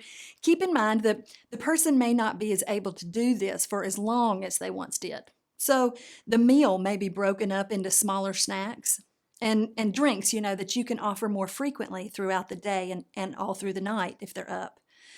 Grazing, I call it.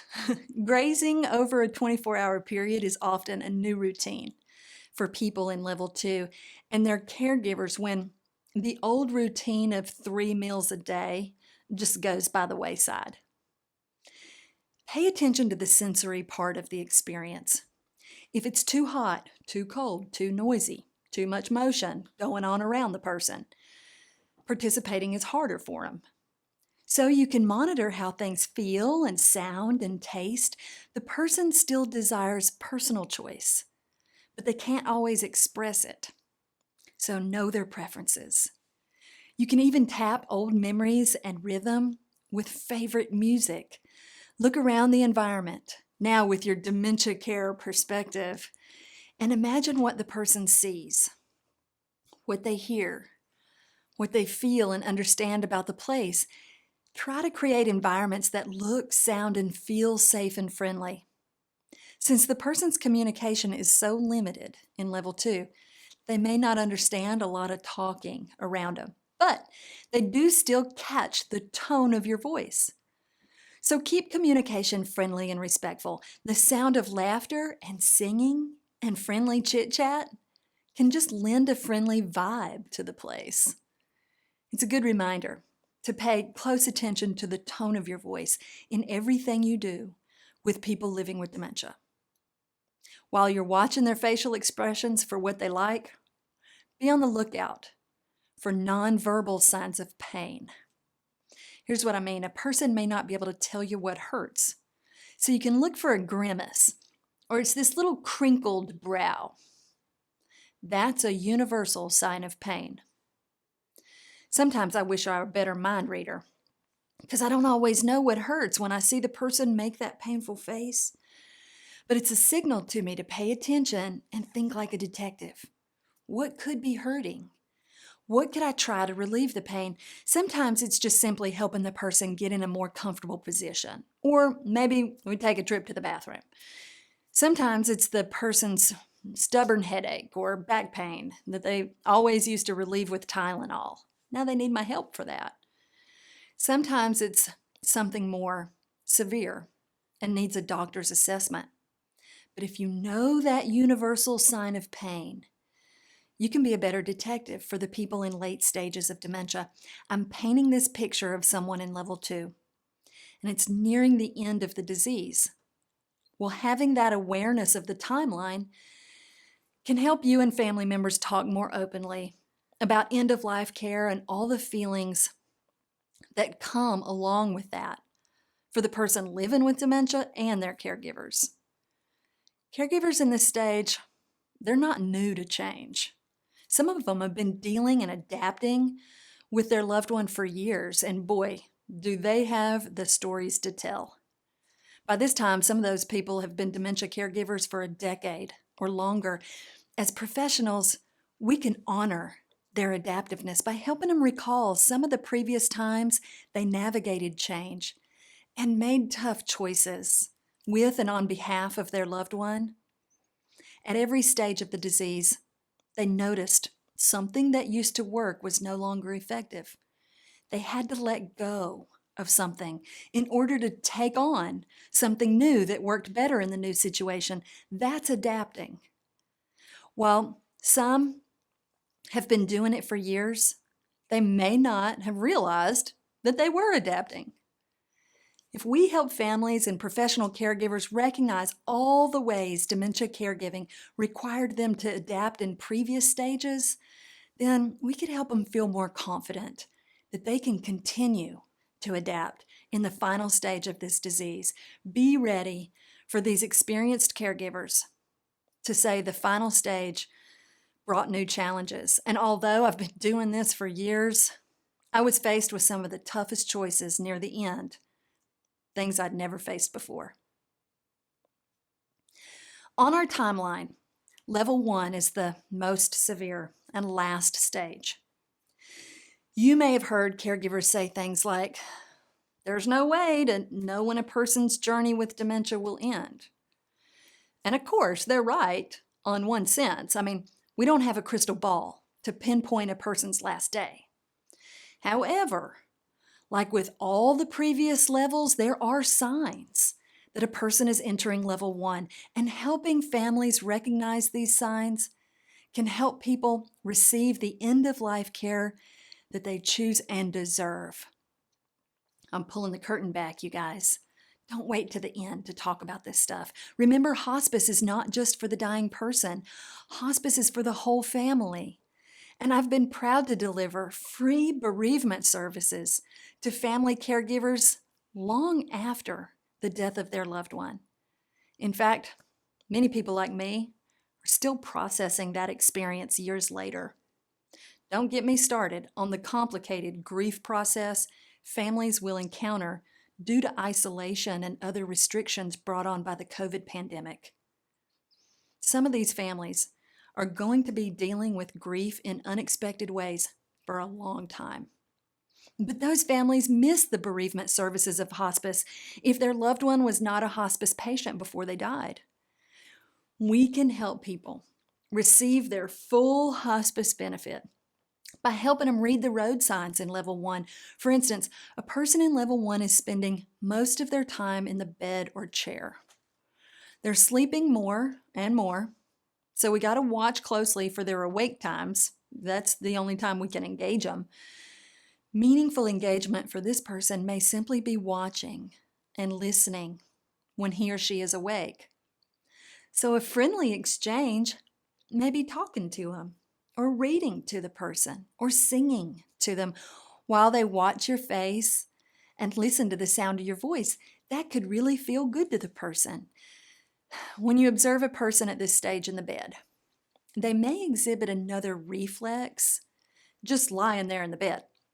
It's called a flexion synergy pattern. And what you'll notice are the person's arms and legs are stiff. They're flexed and internally rotated. Now let me explain that. Flexed and internally rotated on the bottom looks like hips and knees bent. So maybe their legs are curled up under the covers. On the upper body, flexed and internally rotated at the shoulders, elbows, and hands looks like this. So her arms may be curled up under the covers. When I see somebody in this position, I always think, well, she's curled up like a little bug in a rug. Now, it's hard for her to extend her arms and legs to straighten out. This is stiff. So if I try to move her in the bed or the chair, I've got to go slow and steady. If I can help her be comfortable and do what I need to do when she's tucked in like that, maybe it's easier for her and me. For example, helping a person stay clean and dry may be easier to do in the bed because I can help her roll side to side. And I may be able to clean her lower body and change the bed linens easier in this side lying position, just moving gently from side to side. Easier than trying to get her to stand or extend all of her body parts. In addition to the flexion synergy reflex, you may notice other reflexes, like that grasp reflex, or a rooting reflex, when she turns and opens her mouth when something touches her face. Also, that startle reflex, still spared all the way to level 1. Speaking of personal care and helping a person stay clean and dry in level 1, you may notice a person is wet more often because of overflow incontinence. Have you heard of this? Overflow incontinence happens when a person has just used the bathroom or gotten all clean and dry at the bedside. You thought it was done, but the person's bladder actually has trouble emptying all the way. So as soon as they relax, like right after they've come from the bathroom and settled into the chair, or they're tucked back in the bed, clean as a whistle, their bladder releases the rest. That's overflow incontinence. It means he is constantly wet, and caregivers are fighting an uphill battle to help folks stay clean and dry. Don't you think that would be helpful for more people to know about? Have you ever heard a family or friend say to you, they let mama get a urinary tract infection, and that's what killed her?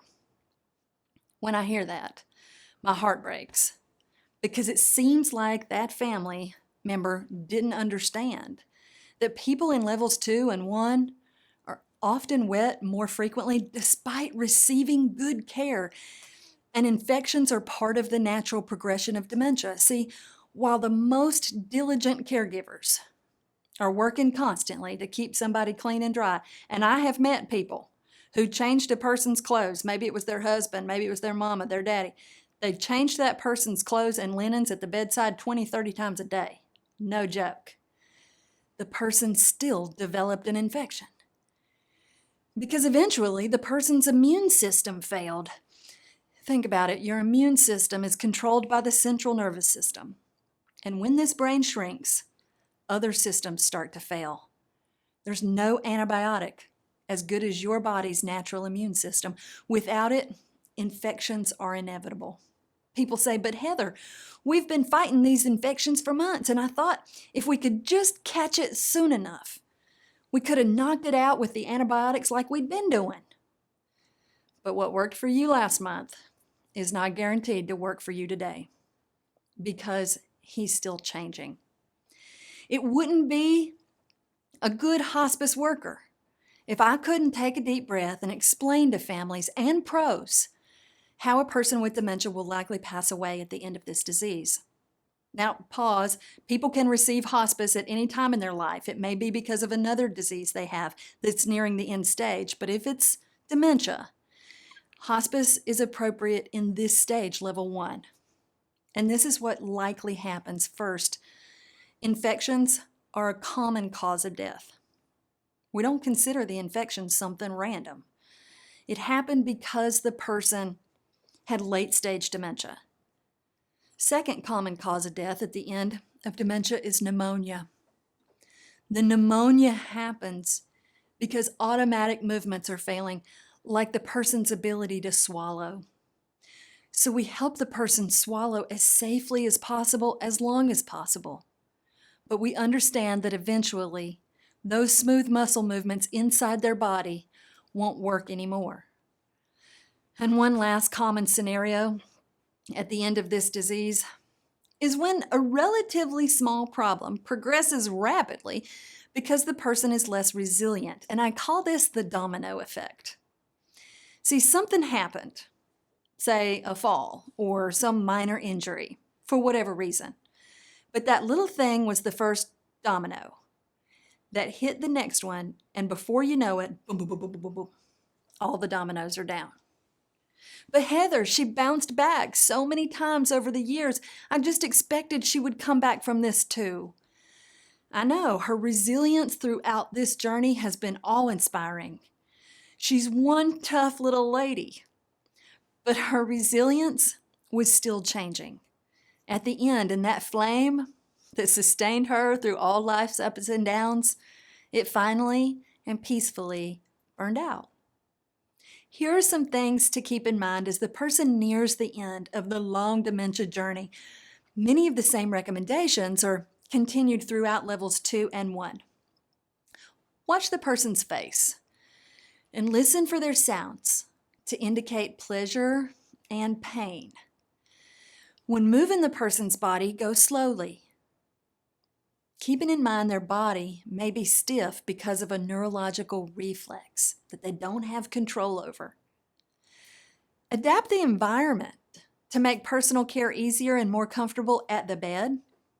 The person still desires personal choice but can't express it, so know their preferences. Try sensory experiences like massage or favorite fragrances and scents, favorite colors, and preferred lighting. These folks don't talk much. They may only have one or a few words left, but please don't let that stop you from talking to them. Keep your communication friendly and respectful. Pay close attention to the tone of your voice. They can still pick up on a vibe. Your kind greeting and friendly smile may get a smile out of that person in level 1. Offer snacks and drinks more frequently between sleeps, just knowing that their hunger and thirst will eventually fade. Use that hands-on assistance to guide the person's body through personal care tasks. Help the person rest comfortably. And finally, keep talking to family caregivers about predictable changes associated with end-of-life care. This is a challenging time for even the most experienced caregivers. Now, you're connecting the dots. Dementia care is not a one-size-fits-all proposition. Recognizing changes along the timeline of dementia takes careful attention. Adapting care at each stage requires this toolbox of strategies, but it also takes flexibility and creativity on the caregiver's part. Now that you've got some strategies for spotting the road signs at different levels and adapting your support, let's apply that knowledge in a couple clinical scenarios to help connect all the dots. Listen to a story of a person living with dementia and their caregiver. They're facing a common challenge. Based on what you know about 5 stages of dementia, see if you can identify how far along on the timeline the person is and select the appropriate type of assistance for the situation. The first story is about a man named Frank. Now here's the backstory on Frank. People who knew Frank explained that, look, he was a very put-together gentleman. It was always Frank's preference to look sharp. Recently, however, Frank is skipping steps of the morning routine. His wife is concerned because it's not like her husband to forget shaving, but every time she asks him to shave, he says no. She said, I can't get him to do anything. He swears he doesn't need my help, but he's making mistakes, forgetting to do these simple grooming activities, and he walks out of the house looking a mess, she said. She said, if I say anything to him about it, he gets upset with me. She said, I wouldn't make a big deal out of it, especially shaving. It's not that big of a deal, but I know my husband. He would never leave the house looking like this. If I could just convince him that he needs to do it, I think he could still use his electric razor. She said, because he's good with his hands when he puts his mind to doing it. What do you notice about Frank's behavior in the story? Okay, Frank's a guy who always preferred to look sharp. Recently, he's been skipping steps in the morning ADL routine. Now he's looking, uncharacteristically messy. He declines his wife's offer to help because he believes that he's independent with personal care. When his wife insists that he needs help, Frank gets upset. He might not get all the steps of the activity done in the right order, but Frank is still good with his hands, and he can use tools. Based on the road signs we discussed today, what stage of dementia does Frank's behavior kind of signal to you? If you're thinking about level 4, I agree. Based on the strategies we discussed today, which one of these strategies do you think would work better for Frank in level 4? Would you choose A, explain the reason for the self-care activity and other facts about the situation to convince Frank he needs to shave?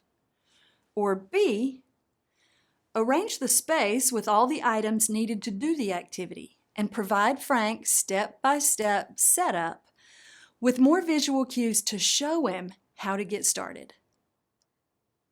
If you chose B, you're right. Frank's caregiver noticed that every time she asked Frank the question, do you want help? He politely declined. Frank had 11 ways to say no. I'll do it later, he said. I've already done that, he said. Well, clearly he hadn't shaved in days. He would say, why would I need help to do that? I can do it myself. The caregivers realized their communication was setting up that automatic no. So the next day, the caregiver tried a new approach. She gathered all the items Frank would need to shave. She arranged those in the bathroom before he got in there. Then she approached Frank in the living room. They had a little friendly chit-chat, and then she asked him for his help. To carry these clean linens back to the bathroom, she said, could you give me a hand? Frank said, sure. Once they were in the bathroom together, like a good caddy, the caregiver handed Frank his razor and simply said, here you go. Frank looked at himself in the mirror. He looked at the razor. He looked at his caddy and said, ready? She said, ready. He turned on the electric razor and began to shave like he'd done 1,000 times before. She quietly prepped each step of the activity, handing him items in the right order at the right time until he had shaved, washed his face, brushed his teeth, packed up his personal items, and emerged from the bathroom looking and feeling like a new man. The whole time, Frank felt like he was doing all the work himself. Because the caregiver adapted her support to match his skills and abilities, with the right communication and that fabulous step-by-step setup, Frank, in level 4, was able to participate in the activity and do more of it himself. Let me tell you another story about a man named Stanley. Stanley and his caregivers were running into a challenge in the morning routine too. But the problem in this case was Stanley is fighting his caregivers like there was no tomorrow. Just an attempt to put a washcloth on Stanley's face got him mad as a hornet. Stanley's not shaved for a couple weeks because the last time the caregiver tried, he swung his arms and barely missed with a right hook. The caregiver has abandoned the task in the morning routine because it seems too dangerous for Stanley and for the caregivers. But they couldn't avoid all personal care with Stanley. And the same fight ensued with toileting, bathing, dressing. See, Stanley could no longer do these tasks for himself. You could hand him a shirt, and he doesn't know what to do with it.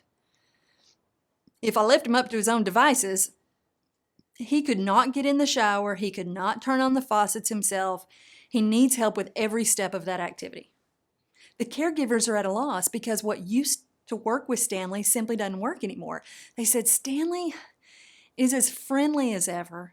He's never met a stranger. We've been caring for Stanley for a good while now. We're like friends.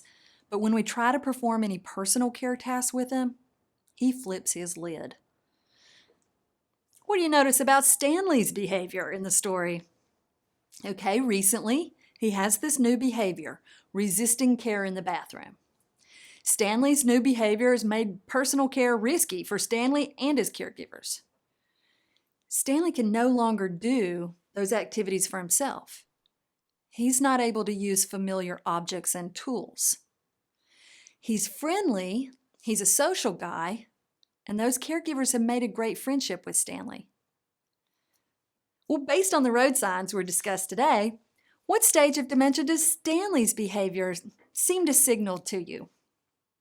If you're thinking about level 3, I agree. Based on the strategies we discussed today, which one of these strategies makes more sense for Stanley in level 3? Let's take the A-B again. A, do the task to him or for him. Keep communication stern and instructions so Stanley understands this must be done.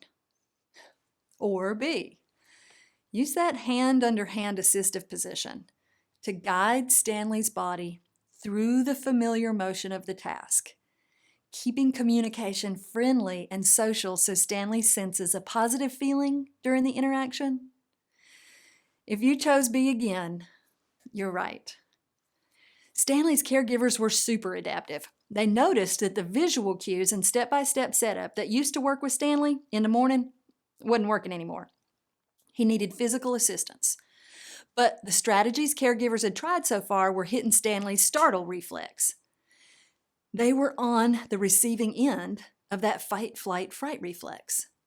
Well, they put their heads together. Stanley's caregivers decided their approach and communication and hands-on help would need to feel less threatening and more physically comfortable to Stanley. So the next day, the caregiver tried something new. She guided Stanley to the bathroom and pointed him to the mirror.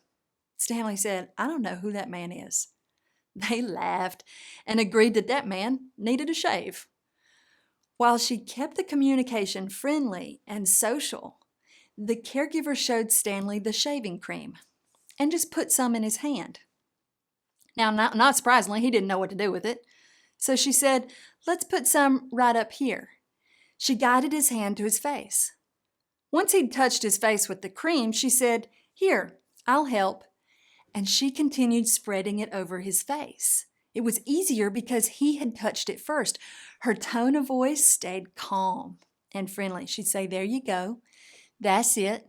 You got it. Good job. Next, she pointed to the running water and guided Stanley's hands there to rinse the shaving cream off. He seemed to be getting the hang of what was happening as his body moved through each step of the task. She handed him the towel. He dried his hands. That was something he could do, no problem. Now the cream is on his face, and it's time to shave it off.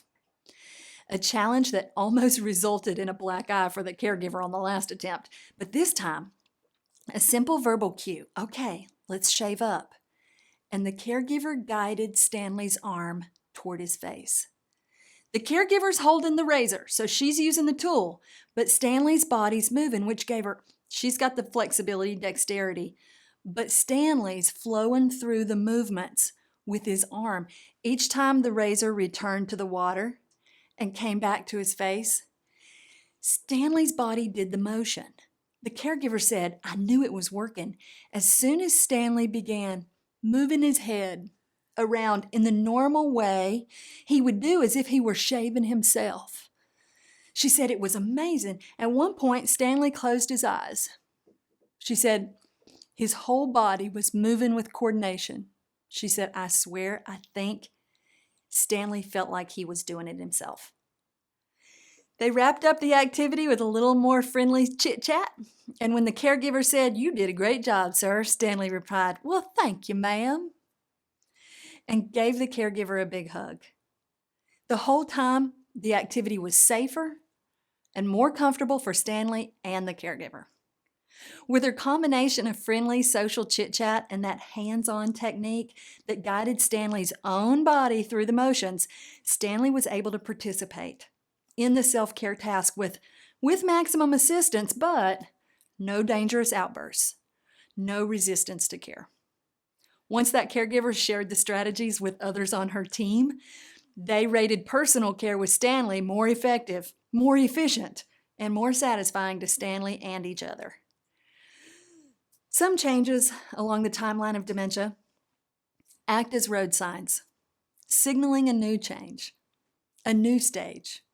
People in every stage of dementia have preserved abilities, not just losses.